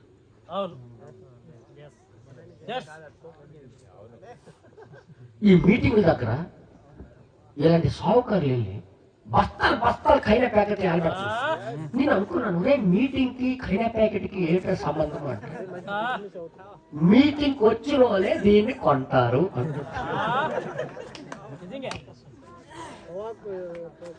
పొగాకుకి క్రైస్తవ మీటింగ్ కి సంబంధం ఏంటి అంటే, దేవుడు ఆ పెద్ద పెద్ద సంఘాలకి వదిలిశాడు. కానీ మన మీటింగ్ అవుతుంది, ఎవరైనా తెమ్మని ఎక్కడికి? ఆ సావుకారికి రాయకేసి బండ బద్దలు కొట్టపోతారు కడగండి, బండకేసి కొట్టి కొట్టి ఉతికి ఆరబెట్టేస్తాం. కారణం ఏంటి? యేసు ప్రభులాగా కొరడాకేస్తాం. మాట్లాడరేంటి? నా తండ్రి ఇంటిని దొంగల గృహంగా రాజరాగిరి ఎవరు? దేవుడు ఎక్కడ ఉన్నాడే పని చేస్తాడు ఆయన. దేవుడు నామానికి మహిమ కలుగుగాక. నేను అనుకున్నాను సౌకర్యం ఇవన్నీ ఎందుకు పట్టుకెళ్తాం? క్రైస్తవ మీటింగ్ అయ్యా, అదే అంటే మీ క్రైస్తవులే ఎక్కువ తింటారయ్యా. నువ్వు కావాలంటే నిలబడండి ఒక అరగంట అంటున్నాడు. మాకు టెంట్ వేసిన ప్రకాష్ ఏమంటారు తెలుసా, అన్ని మీటింగ్ అన్ని గుడుల దగ్గరికి వెళ్తున్నాం, కానీ అక్కడ మేము టెంట్ ఎక్కుతుంటే కుర్చీలు ఎత్తుతుంటే ఒక్కొక్క కుర్చీ కింద 2-3 కైనా ప్యాకెట్లు దొరుకుతాయి. ఇది ఒక ప్యాకెట్ దొరకదు ఏంటయ్యా ఇక్కడ. అక్కడ యేసు పుట్టలేదు, యేసు ఇక్కడ పుట్టాడు. వెలుగు ఇక్కడ ఉన్నది. సాయంకాలపు వెలుగు మనకు దేవుడు దయచేశాడు. పెద్ద పట్టణాలను వదిలిసినట్టే ఈరోజు పెద్ద సంఘాలకు వదిలిచాడా లేదా? అని చెప్పండి, అదే చెప్పండి. అదే సాదృశ్యము ఈ రోజు నడుస్తుంది. కరెంట్ ఉందా? పోనీ బాక్సా కరెంట్ అది దేవుడి నామానికి మహిమ కలుగును గాక. వింటున్నారా? ఇంకా కొద్ది కింద చదివినట్లయితే ఆయనకు మైక్ ఇచ్చాను, మైక్ ఇచ్చాను. ఆశ్రయపురము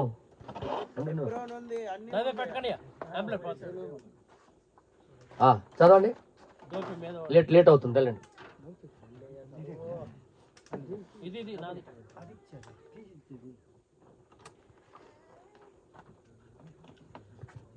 హల్లెలూయా. అనియా యేసయ్య దేన్ని కోరుకున్నాడు? ఆపిసాడు ఇది పూర్తిగా. హల్లెలూయా. బహుశా ఆయన సియోనును గాని లేక గిల్గాలును గాని, సియోను గాని గిల్గాలు గాని, లేక శీలోహును గాని, లేక ఇతర స్థలములలో వారు గొప్ప దీవెనలు మరియు ఉపదేశాలు పొందిన స్థలములలో ఒక దానిని ఎన్నుకొని ఉండవలసినట్లుగా అది కనబడుతుంది. దీన్ని ఎన్నుకున్నాడేమో. ఇంత పెద్ద సంఘం ఉంది, మెదక్ చర్చికి వెళ్ళి ముఖ్యమంత్రులు వెళ్ళి ప్రార్థన చేస్తున్నారు. తెలంగాణ ముఖ్యమంత్రి మెదక్ చర్చికి వెళ్ళాడు. భారతదేశం ఆసియా ఖండంలోనే పెద్దదట అది. పెద్ద చర్చి. వింటున్నారా? అది నిజంగా దేవుడు ఎన్నుకున్నాడు కదా అనుకుంటారు, కానీ అక్కడ లేడు. అందరు చెప్పండి, అక్కడ లేడు.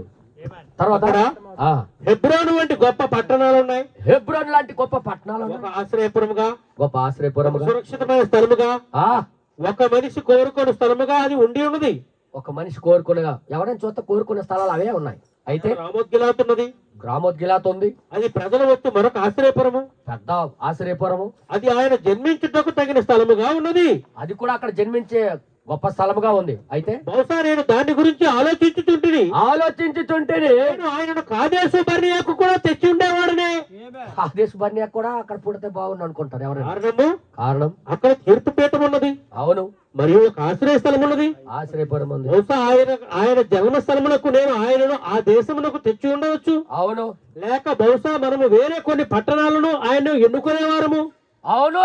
అయితే మనమైతే ఏదో పట్టణం ఎన్నుకునే వాళ్ళం. అయితే మీకు తెలుసా కనీసము చిన్న ప్రాధాన్యత లేనివి.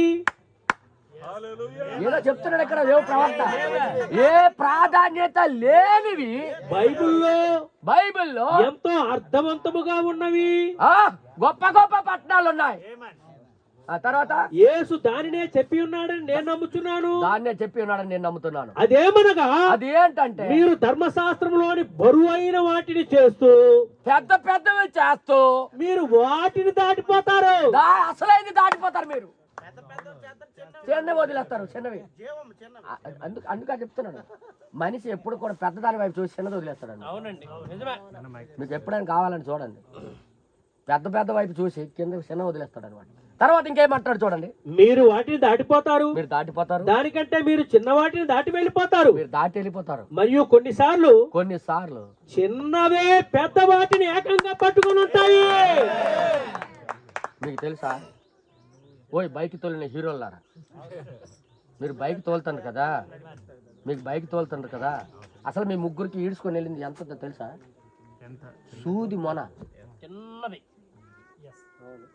మీ అందరికి మెకానిక్ దగ్గర తీసుకుని వెళ్ళి చూపించాలనిపిస్తుంది నాకు. మీరు అనుకుంటారు మాకు బండి లాగేస్తుంది కదా అనుకుంటారు. మీ అందరికి ఈడ్చుకొని మోసుకొని కొండెక్కించేది ఏంటి తెలుసా? ఒక సూది లాంటి మొన చిన్నదే. నువ్వు ఇలాగ రేజ్ ఇచ్చినప్పుడు ఆ చిన్న మొన ఇలాగ లెగిసి లెగితే గాని పెట్రోల్ వెళ్తావు లోపలికి. పెట్రోల్ వెళ్ళకపోతే నీ బండి లాగరు. ఆ చిన్న మొనే 3-4 మోసుకొని వెళ్తుంది. మొత్తం బరువు అంతా దేని మీద ఉంది ఆధారం? చిన్నమనే.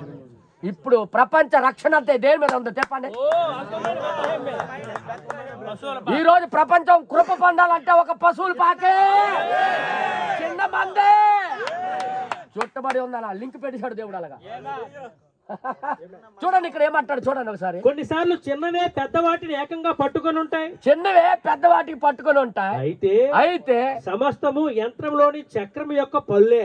అదుగో యంత్రంలో ఒక చక్రంలో ఒక పల్లె పట్టుకొని ఉంటాయి. అయితే ఖచ్చితంగా దేవుడు నిర్దేశించున్న విధానంలో దేవుడు పిలిచి ఉన్నట్టుగానే, దేవుడు పిలిచినట్టుగానే సరిగ్గానే అవి తిరుగుతాయి.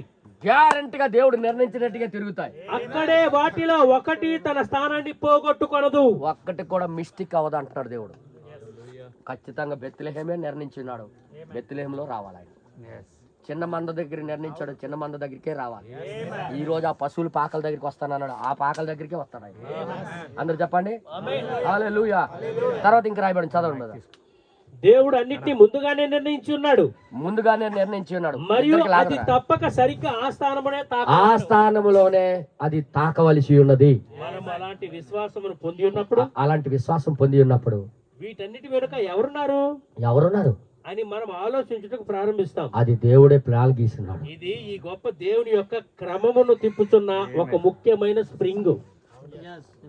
ముఖ్యమైన స్ప్రింగ్ ఏంటి? దేవుడిది చిన్న దగ్గర నుండే స్టార్ట్ అవుతాడు. ఎంతమందికి అర్థమైందండి? పెద్ద పెద్ద పట్టణాలకు వదిలేస్తాడు, పెద్ద పెద్ద సంఘాలకు వదిలేస్తాడు. చెప్పండి, బేసప్పలకు వదిలేస్తాడు, ఆ అప్పలకు వదిలేస్తాడు, ఈ అయ్యప్పలకు వదిలేస్తాడు, ఏ అప్పలైనా వదిలేస్తాడు. కానీ ఒక చిన్న ఊరికి దేవుడు పట్టుకుంటాడు. అది ఏమిటి? పరిశుద్ధాత్మయ్య ఉన్నది. దేవుడు నామానికి మహిమ కలుగును గాక. ఇదంతా జరిగించింది ఎవరు? పరిశుద్ధాత్మయ్య ఉన్నది. ఇప్పుడు పరిశుద్ధాత్మ ఏం చేస్తాడు చెప్పండి మీరే? అలాంటి పాకలే కావాలంటాడు. అందరు చెప్పండి. నీలాంటి సామాన్యుడే కావాలంటాడు ఆయన. నీలాంటి ఏమి తెలియపోనుడే కావాలి. అమ్మా మనలాంటి వాళ్ళే కావాలి. అర్థమైందా? సర్పకొండకి సాల్ట్కి తేడా తెలియపోనోలే కావాలి. నేనేది మాట్లాడాను?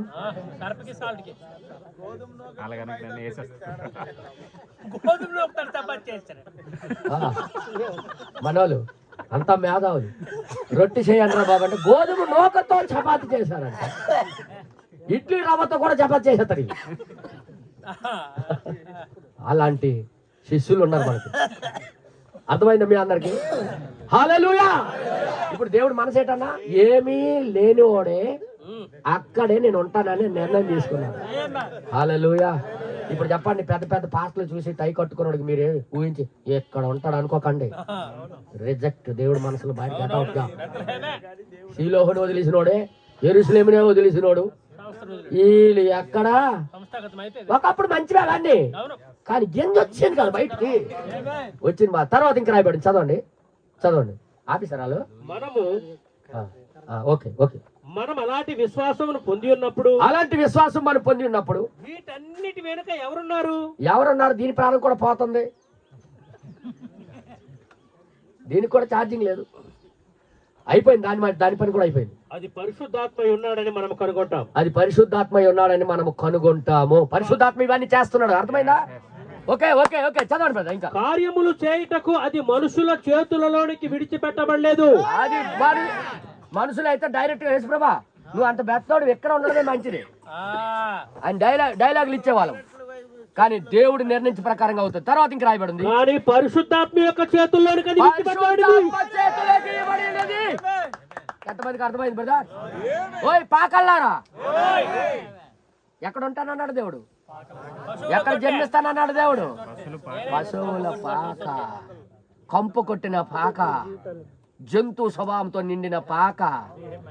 అదే చెప్పండి. ఇంకో మాట చెప్పాలంటే పొత్తి గుడ్డలతో నిండి ఉన్న పాక. దేవుడు నామానికి మహిమ కలుగును గాక. తర్వాత ఇంకా రాయబడి చదవండి. కానీ మరియు ఆయనే ముఖ్యమైన స్ప్రింగ్, ఆయనే మంచి స్ప్రింగ్ అయి ఉన్నాడు. ఓకే, పరికరములలోని మిగిలిన భాగాలన్నిటినీ ఆయన పొందగలిగినట్లయితే అది పరిపూర్ణంగా పనిచేస్తుంది ఖచ్చితంగా. మరియు దేవుడు మనసు అర్థం అవుతుందా? ఇప్పుడు అర్థమవుతుందా నాయన? దేవుడు ఎలాంటి వారిని కోరుకుంటాడు? పెద్ద పెద్ద పట్టణాలు కోరుకోడు, పెద్ద పెద్ద సిటీలు కోరుకోడు, పెద్ద పెద్ద సంఘాలు కోరుకోడు, పశువుల పాకనే కోరుకుంటాడు. ఈరోజు నువ్వు పశువుల పాక అనుకో, నువ్వు ఖచ్చితంగా ఈ కాల గడి వర్తమానాన్ని రమ్మని పిలుస్తావు, దీన్ని స్వీకరిస్తావు, దీన్ని లోబడతావు, దీనికి నువ్వు అంగీకరిస్తావు, దీన్ని గౌరవిస్తావు. దీన్ని తిరస్కరించేది ఎవరంటే పెద్ద పెద్ద పట్టణాలు. అర్థమైంది మీ అందరికి? నువ్వు దీన్ని ఇది పిలిచినప్పుడే, ఇందులో పుడతానని దేవుడు కోరుకున్నప్పుడే చోటు ఇవ్వడం అవసరం. పాక మాత్రం చోటు ఇచ్చింది. ఏమిచ్చింది? స్థలం ఇచ్చింది. ఎవరంటే పాక. అర్థమైందా? ఈరోజు కూడా అంతే, ఈరోజు కూడా అంతే. ఈరోజు మనకి కూడా దేవుడు అవకాశం ఇస్తున్నాడు.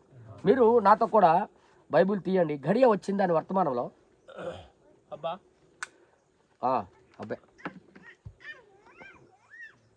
గడియ వచ్చిందని వర్తమానంలో ఆయన ఏమంటున్నాడంటే 22వ పేరాలో ఆయన ఏమంటాడు, 51:0415 ఈవినింగ్ బోధించాలది. ఇందులో ఏమంటాడంటే చదవండి కదా ఒకసారి. 22వ పేరా. ఒక మనిషిలో నుండి పరిశుద్ధాత్మని కాల్చివేయుట మీరు ఊహిస్తున్నారా?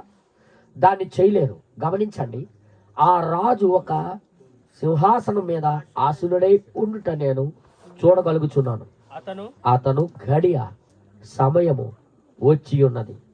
వారు ఆ హెబ్రీ పిల్లలను కట్టివేసి వారిని ఒక బల్లెము యొక్క పదునైన కొల ముందు ఉంచి వారు ఆ యొక్క అగ్నిగుండంలో పడునట్లుగా ఒక ప్రత్యేకమైన వేదిక మీద వారిని నడిపింపసాగిరి.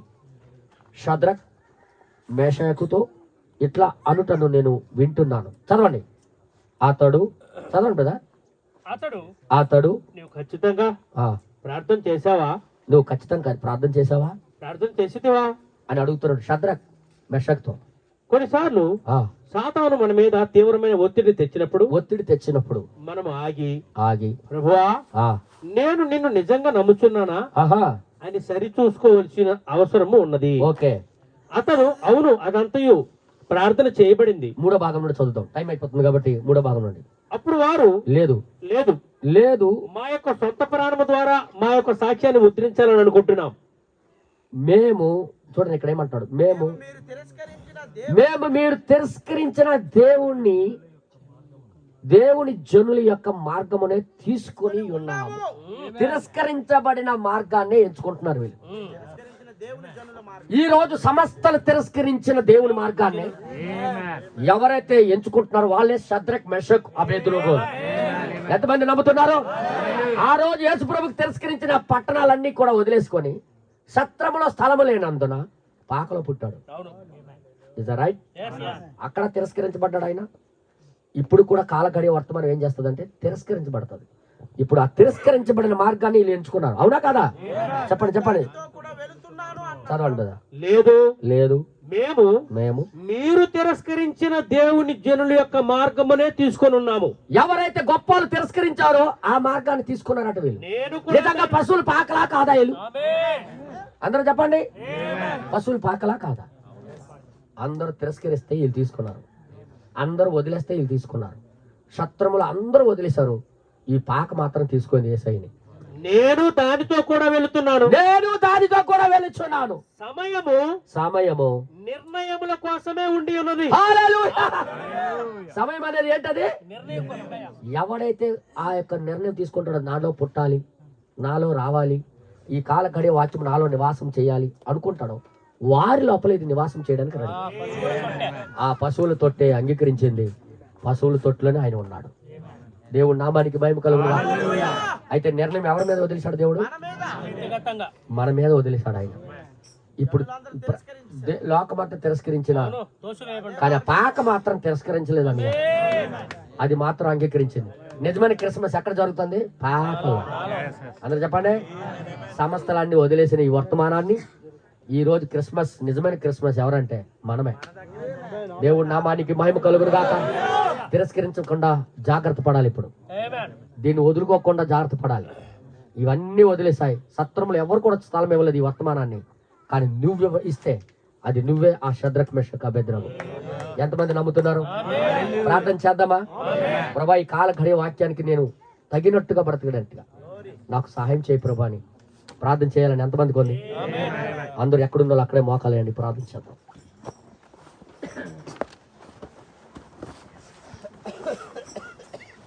ఓ పరిశుద్ధ కలిగిన తండ్రి, జీవాధిపతి, నీకు స్తోత్రము నాయన. తండ్రి, మరొక కోణములో మాతో నువ్వు మాట్లాడావు ప్రభా. తిరస్కరించబడిన ఈ కాలపు గడియ వర్తమానాన్ని పనికిరాని మా యొక్క మందలో, ఒక చిన్న మందలో ఇది నువ్వు జన్మించడానికి ఇష్టపడ్డావు, మాలో పుట్టడానికి ఇష్టపడ్డావయ్యా. మాలో జన్మించడానికి, ఒక నూతన జన్మ ఇవ్వటానికి మాకు నీవు ఇష్టపడ్డావు ప్రభా. దాన్ని బట్టి మీకు స్తోత్రాలు ప్రభు. ప్రతి ఒక్కరు ప్రార్థన చేయగలరా? ప్రతి ఒక్కరు ప్రార్థన చేస్తారా? ప్రతి ఒక్కరు ప్రార్థన చేయగలరా? సహోదరి సహోదరుడా, అసలు ఏ ఉద్దేశంతో వస్తున్నావు, దేనికోసం వస్తున్నావు అర్థమైందా? దేవుడి ప్రణాళికలు ఏంటో నీకు అర్థమవుతుందా? దేవుడు కోరుకున్నది ఏదో అర్థమవుతుందా? దేవుడు దేన్ని నిర్ణయించుకుంటున్నాడో నీకు అర్థమవుతుందా? ఎలాంటి వారిని నిర్ణయించుకుంటున్నాడో మీకు అర్థమైందా? ఈ అవకాశాన్ని పోగొట్టుకోవద్దు.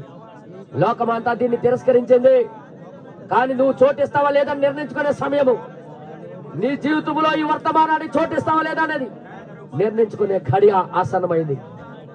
ఇప్పుడే నువ్వు నిర్ణయించుకోవలసిన సమయం, ఇప్పుడే నువ్వు నిర్ణయం తీసుకోవలసిన ఘడియ వచ్చి ఉన్నది. హల్లెలూయా, హల్లెలూయా. పరిశుద్ధుడా, నీకే స్తోత్రం నాయన. ప్రేమ కలిగిన తండ్రి, నీకే స్తోత్రం. ప్రతి ఒక్కరు ప్రార్థించండి. ఈ ధన్యత నీకు ఇస్తున్నాడు బ్రదర్. ఎంతో మంది గొప్పవారికి లేనిది, ఎంతో మంది గొప్పవారికి లేనిది మనకి ఇస్తున్నాడు. ఈ కాల ఘడియ వాక్యము మనతో మాట్లాడడానికి వస్తున్నాడు, మనలో జీవించడానికి వస్తున్నాడు. ఆయన చెయ్యి, ఆయన కాలు, ఆయన ముక్కు, ఆయన నోరుగా నువ్వు పని చేయాలని ఆశతో నీ దగ్గరికి వచ్చి ఉన్నాడు. లోకంలో గొప్ప గొప్ప పట్టణాలు అనబడిన సంఘ సంస్థలన్నీ తోసేశాయి. ప్రతి ఇంటికెళ్ళి పత్రికలు పంచారు. ఎవరు దీన్ని సత్రములో స్థలం లేదు ఈ వర్తమానాన్ని. కానీ నీలో నివసించడానికి, నీలో జీవించడానికి ఇది వచ్చి ఉన్నదాన్ని గుర్తించి నేను చోటు ఇవ్వాలనుకుంటే దేవుడు నీకు దీవించబోతున్నాడు. హల్లెలూయా, హల్లెలూయా. ఓ ప్రభా, నీకే స్తోత్రం నాయన. హల్లెలూయా. పరిశుద్ధుడా, నీకే స్తోత్రం నాయన. మన మధ్యలో బ్రదర్ భాస్కర్ రావు బ్రదరు ఆయన భాషలో ప్రార్థన చేస్తుంటే తర్జుమా తెలుగులో మన బ్రదరు ఇస్సాక్ బ్రదర్ చేస్తారు.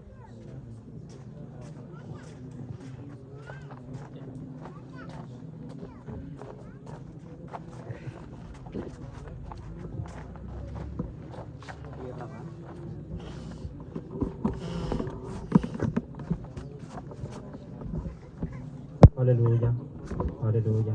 Orang ngamang kitong dong nama Tuhan ప్రభువా. తండ్రి, నీ నామమునకు మహిమ కలుగును గాక. కేజీబా తగలద నాయమల్ సరింగ్ కంత మంచి koja. ఈ ఉదయకాల సేవ నుంచి ఇంతవరకు ప్రభువా, తేనే బాంతన మామంగ్ సరింగ్ బంగ్డాగ నబే నామండో onang galam lenawa. ఈ యొక్క దైవ సేవకుల ద్వారా నీవు మాట్లాడే ప్రతి మాట కూడా ఏవం నమి అమంగ్ నే నబే నంజలన్ అగలం లైదో ఆయనలో నుంచి ప్రతి మాట కూడా మేము తెలుసుకొని తండ్రి. ప్రభు ఆడాలేంగ నథింగ్ చూడు చూడా గలం మనం చేద్దాం అమ్రింగ్ నమ్రింగ్లే. ఈ లోకంలో అనేక గొప్ప గొప్ప వారు ఉన్నారు. ఓడాలింగ్ నథింగ్ గమం కితోంగ్లే మంగ్బాలింగ్ కితోంగ్రకు గమలామంగ్ అమన్ రంజామంగ్ బన్న ఉండాలి. అనేక మంది అంటారు మా దగ్గర దేవుడు ఉండడని.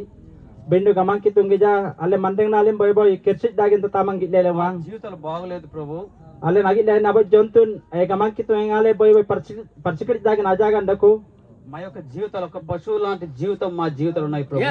కోన అజాగ బోతి జత్తమి ప్రభువా. ఆ యొక్క ఒక జాగని ఎవరు ప్రేమించరు ప్రభువా. కోన అదర్ కోనాలింగ్ బోతి జగ మంకి తో అడ్డకోనే జాగలు ఎవరు కూడా ఉండరు ప్రభువా. కోన అజాగాలింగ్ లిప్ పంజన ఆయిల్ బోతి అదక్కువే. ఆ యొక్క స్థలములో ఏ యొక్క వెలుగును కూడా ఉంచారు ప్రభువా. కోన అజాగాలింగ్ సమాజన వాడే బోబోన్ సత్తంగ్ దగొత్ ప్రభువా. ఆ యొక్క స్థలములో ఒక దోమలు తప్ప ఏ యొక్క మంచి ఉండవు ప్రభువా. బిండో బంక్స బంక్స దరకోనన్ దక్కు జనందెన్ మంచి మంచి స్థలాలు ఉన్నప్పటికీ కూడా కోనల్ అజాగాలింగ్ ఏగమంకితం గోతి దరకోన తేజి ఆ యొక్క మంచి స్థలాల్లో ఎవరు కూడా దాన్ని స్వీకరించలేదు ప్రభు, ఇవ్వలేదు కూడా ప్రభు. బిండో కిర్చిట్ దాగిన అజాగాన్ గమంకితం తత రోయం తిలేగం నేను దేతనేవా నమి అదిన్నాలేగన్ ఈ రోజు ఈ దినములో ప్రభు కొనాతే అబ గమంకితం అబ పాగంతే బిండో ఆ యొక్క ప్రభు ఒక పశువుల తొట్టు అనేది ఈ రోజు ఆ పశువుల తొట్టే కాదు కానీ మా జీవితం అదే జంతువుంది అజాగతే బిండో అది పశువుల తొట్టు కాదు ప్రభా. బిండో అంత అజంతు నల్లేంగా ఆ మచ్చులేలేవా యొక్క జంతువులు మేమై ఉన్నామని ప్రభు మాకు ఏమో తెలియజేయండి. అజాడేనా అంత అజంతు నల్లేన చలేని మాది నల్లేం ప్రామ బేరేంగం డోంగ మత్యంతే ప్రభా జంతువుల కొరకు ఈ రోజు మా యొక్క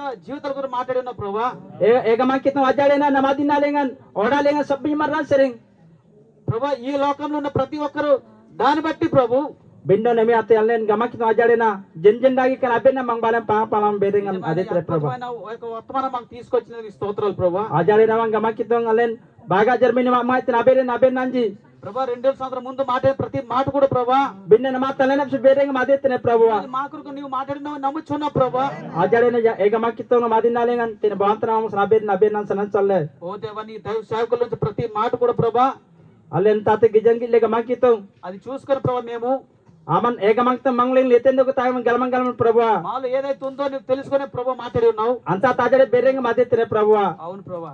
నమల్లెంగిజా తేనాడో అదిలే బాంతినంజి వచ్చిన ప్రతి ఒక్కరు కూడా ప్రభా మండెంగనాలేని ఎనం బిడ్డకు తామం గలమం ప్రభువా మా జీవితాలు ఏ విధంగా ఉన్నాయో మేము తెలుసుకొని ఉన్నాం ప్రభా. అంతది గమాకితం జాడే గమ్లే అమన్ రువాంగ సరికి నోడార్ బన్ అమన్ ఎర్రే గమ్ అదేతనే ప్రభువా ప్రభా అది చూసుకొని ప్రభా పరలోకం నుంచి దిగి వచ్చున్నావు నమ్ముచున్నాం ప్రభా. ఓడలేం కుడ్డమన నగితేవాంగ్ ప్రపంచంలో ప్రతి ఒక్కరిని దీన్ని చూస్తున్నాం ప్రభా. ఏవం డిసెంబర్ గైలేంగన్ ప్రభా ప్రపంచంలో ఉన్న ప్రతి ఒక్క రాష్ట్రుడు ఈ డిసెంబర్ లోని ప్రభు బొక్కుడు మొన్నే తారీఖు లేంగన్ 25వ తారీఖులో ప్రభా అల్లే మంగబాలేం క్రీస్తుని కొడుకున్నెలు గమ్లే మా జీవితంలో క్రీస్తు పుట్టి ఉన్నాడని నమ్ముచున్నారు ప్రభు. బిండుకున డొంగ గెల్లే లగితే ప్రభువా ప్రభా అది నిజమైనది కాదని ప్రభా మేము ఎరిగి ఉన్నాం ప్రభా. బిండ జంగడ లగిన తలెన్ డొంగ నచ్చులేలు ప్రభువా నిజమైన ప్రభా ఆత్మీయ నీరు చూపించి ఉన్నామని ప్రభా.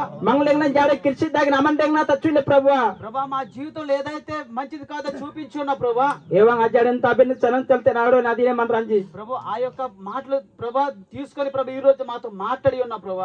ఏవం మండెంగన బండాతకం తెత్తనే ప్రభువా మా జీవితంలో నువ్వు మారుస్తావని ప్రభు నమ్ముచున్నా ప్రభు. ఆమె అజాడేనా చూడు అర్నుకున్న నమ్మకి గిజే ప్రభా నిజమైన పెద్ద పెద్ద సంఘాలు నువ్వు చూడట్లేదు ప్రభా. చూడు గెలంబరం జల్లం కలమన గమకి బగ్గిజే పెద్ద జ్ఞానవంతులు నువ్వు చూడట్లేదు ప్రభా. అలి నగిలేం బైబిల్ గిదే నమంగలేం గమకి సందర్ అర్నుకున్న నమ్మన ఎంతంలువా ప్రభా మీ బైబిల్లో చూస్తే గిద్యోని చిన్న సంఘాన్ని ప్రభు నువ్వు ఎత్తి పట్టుకొని ఉన్నావు ప్రభా. ఏవం అల్లన మండ్రా అమంగలేనమన అడ్డకూర ప్రభువా ఎక్కువ మందిలో నువ్వు చూడలేదు ప్రభా. బిండో సన్న జాతి నోడి సన్న మండ్రా అమంగలేన దక్కున అదేతరే ప్రభా ఆ కొద్ది మందిలో నేను ఉండి ప్రభా పనిచేసి ఉన్నా ప్రభు. అంత సంగి ఏవంక నర్నుకో అసోచత్త దేల జంగడెన్ ప్రభా ఇదిగో ప్రభా ఈ చిన్న మందిని కూడా ప్రభా ఆమన్ బంతంగంగ మబిన్న సనంచల్లే మీరు భయపడుకుడి అని చెప్పి ఉన్నావు ప్రభు. అంతా తల్లి అదేతరేవా అది మేము నమ్ముచున్నాం ప్రభా. ఏవం గిజాక నబిన్న సనంచల్లే ఈ మాటలు ప్రభా మేము చూస్తే ఏవం మండెంగనాలే నమన్ సబ్బి డొంగ జనం తెగం అసితం ప్రభువా ప్రభా ఈ మాటలు బట్టే మా జీవితాల్లో మేము నడిపిస్తాం నమ్ముచున్నాం ప్రభు. ఏవంక నబిన్న నంగ మండెంగనాల బనాన్ నడేబన సనమన్ డొంగ జనం ప్రభువా ఈ మాటలు బట్టే మా జీవితాలు ప్రభా మార్చుకుని అడుగుచున్నాం ప్రభా. ఏవం గిజ జాతిగం తెన బాంతన మాయనం తెలియని సనంచల్లే ప్రభా నీ యొక్క దైవ సేవకుల నుంచి ప్రతి మాట కూడా ప్రభా తెన అందంగా నదిలే బాంతి నుంచి అల్లం కాలేంగ విని ఉన్న ప్రతి ఒక్క సహోదరుడు ప్రభా జంగాన బత్తే మండెంగనాల మన సబ్బి డొంగ సేబ్లేంగంలే నీ యొక్క పరిశుద్ధాత్మ మమ్మల్ని నడిపించుకుని అడుగుచున్నాం ప్రభా. గనుగు పని మీ చినిసే నమన దేతే గంలే నీవు మహిమ ఘనత ప్రభావాలు పొందుకోమని డ్రాంగ్ లింగ డకోతిన్ ఆబ్లు మర్ జీసు క్రిస్టియన్ ని గర్భితనేవా ప్రభు యేసుక్రీస్తు నామములో చిన్న ప్రార్థన అడుగుచున్నాము తండ్రి. ఆమేన్.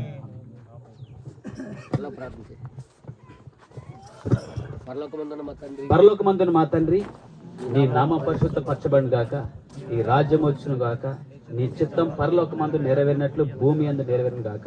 మా అనుదిన వర్తమానం మాకు దయచేయమని, మారు క్షమించమని, మమ్మల్ని శోధనలో తేక దుష్టులను తప్పించమని, ఏలి అనగా రాజ్యం, అధికారం, శక్తి, మహిమ నిరంతరం నువ్వై ఉన్నావు తండ్రి. ఆమేన్. యేసుక్రీస్తు యొక్క కృప ఆయన సన్నిధి ఎల్లవేళలా మనకు తోడుగా ఉండి నడిపించును గాక. ఆమేన్. God bless you.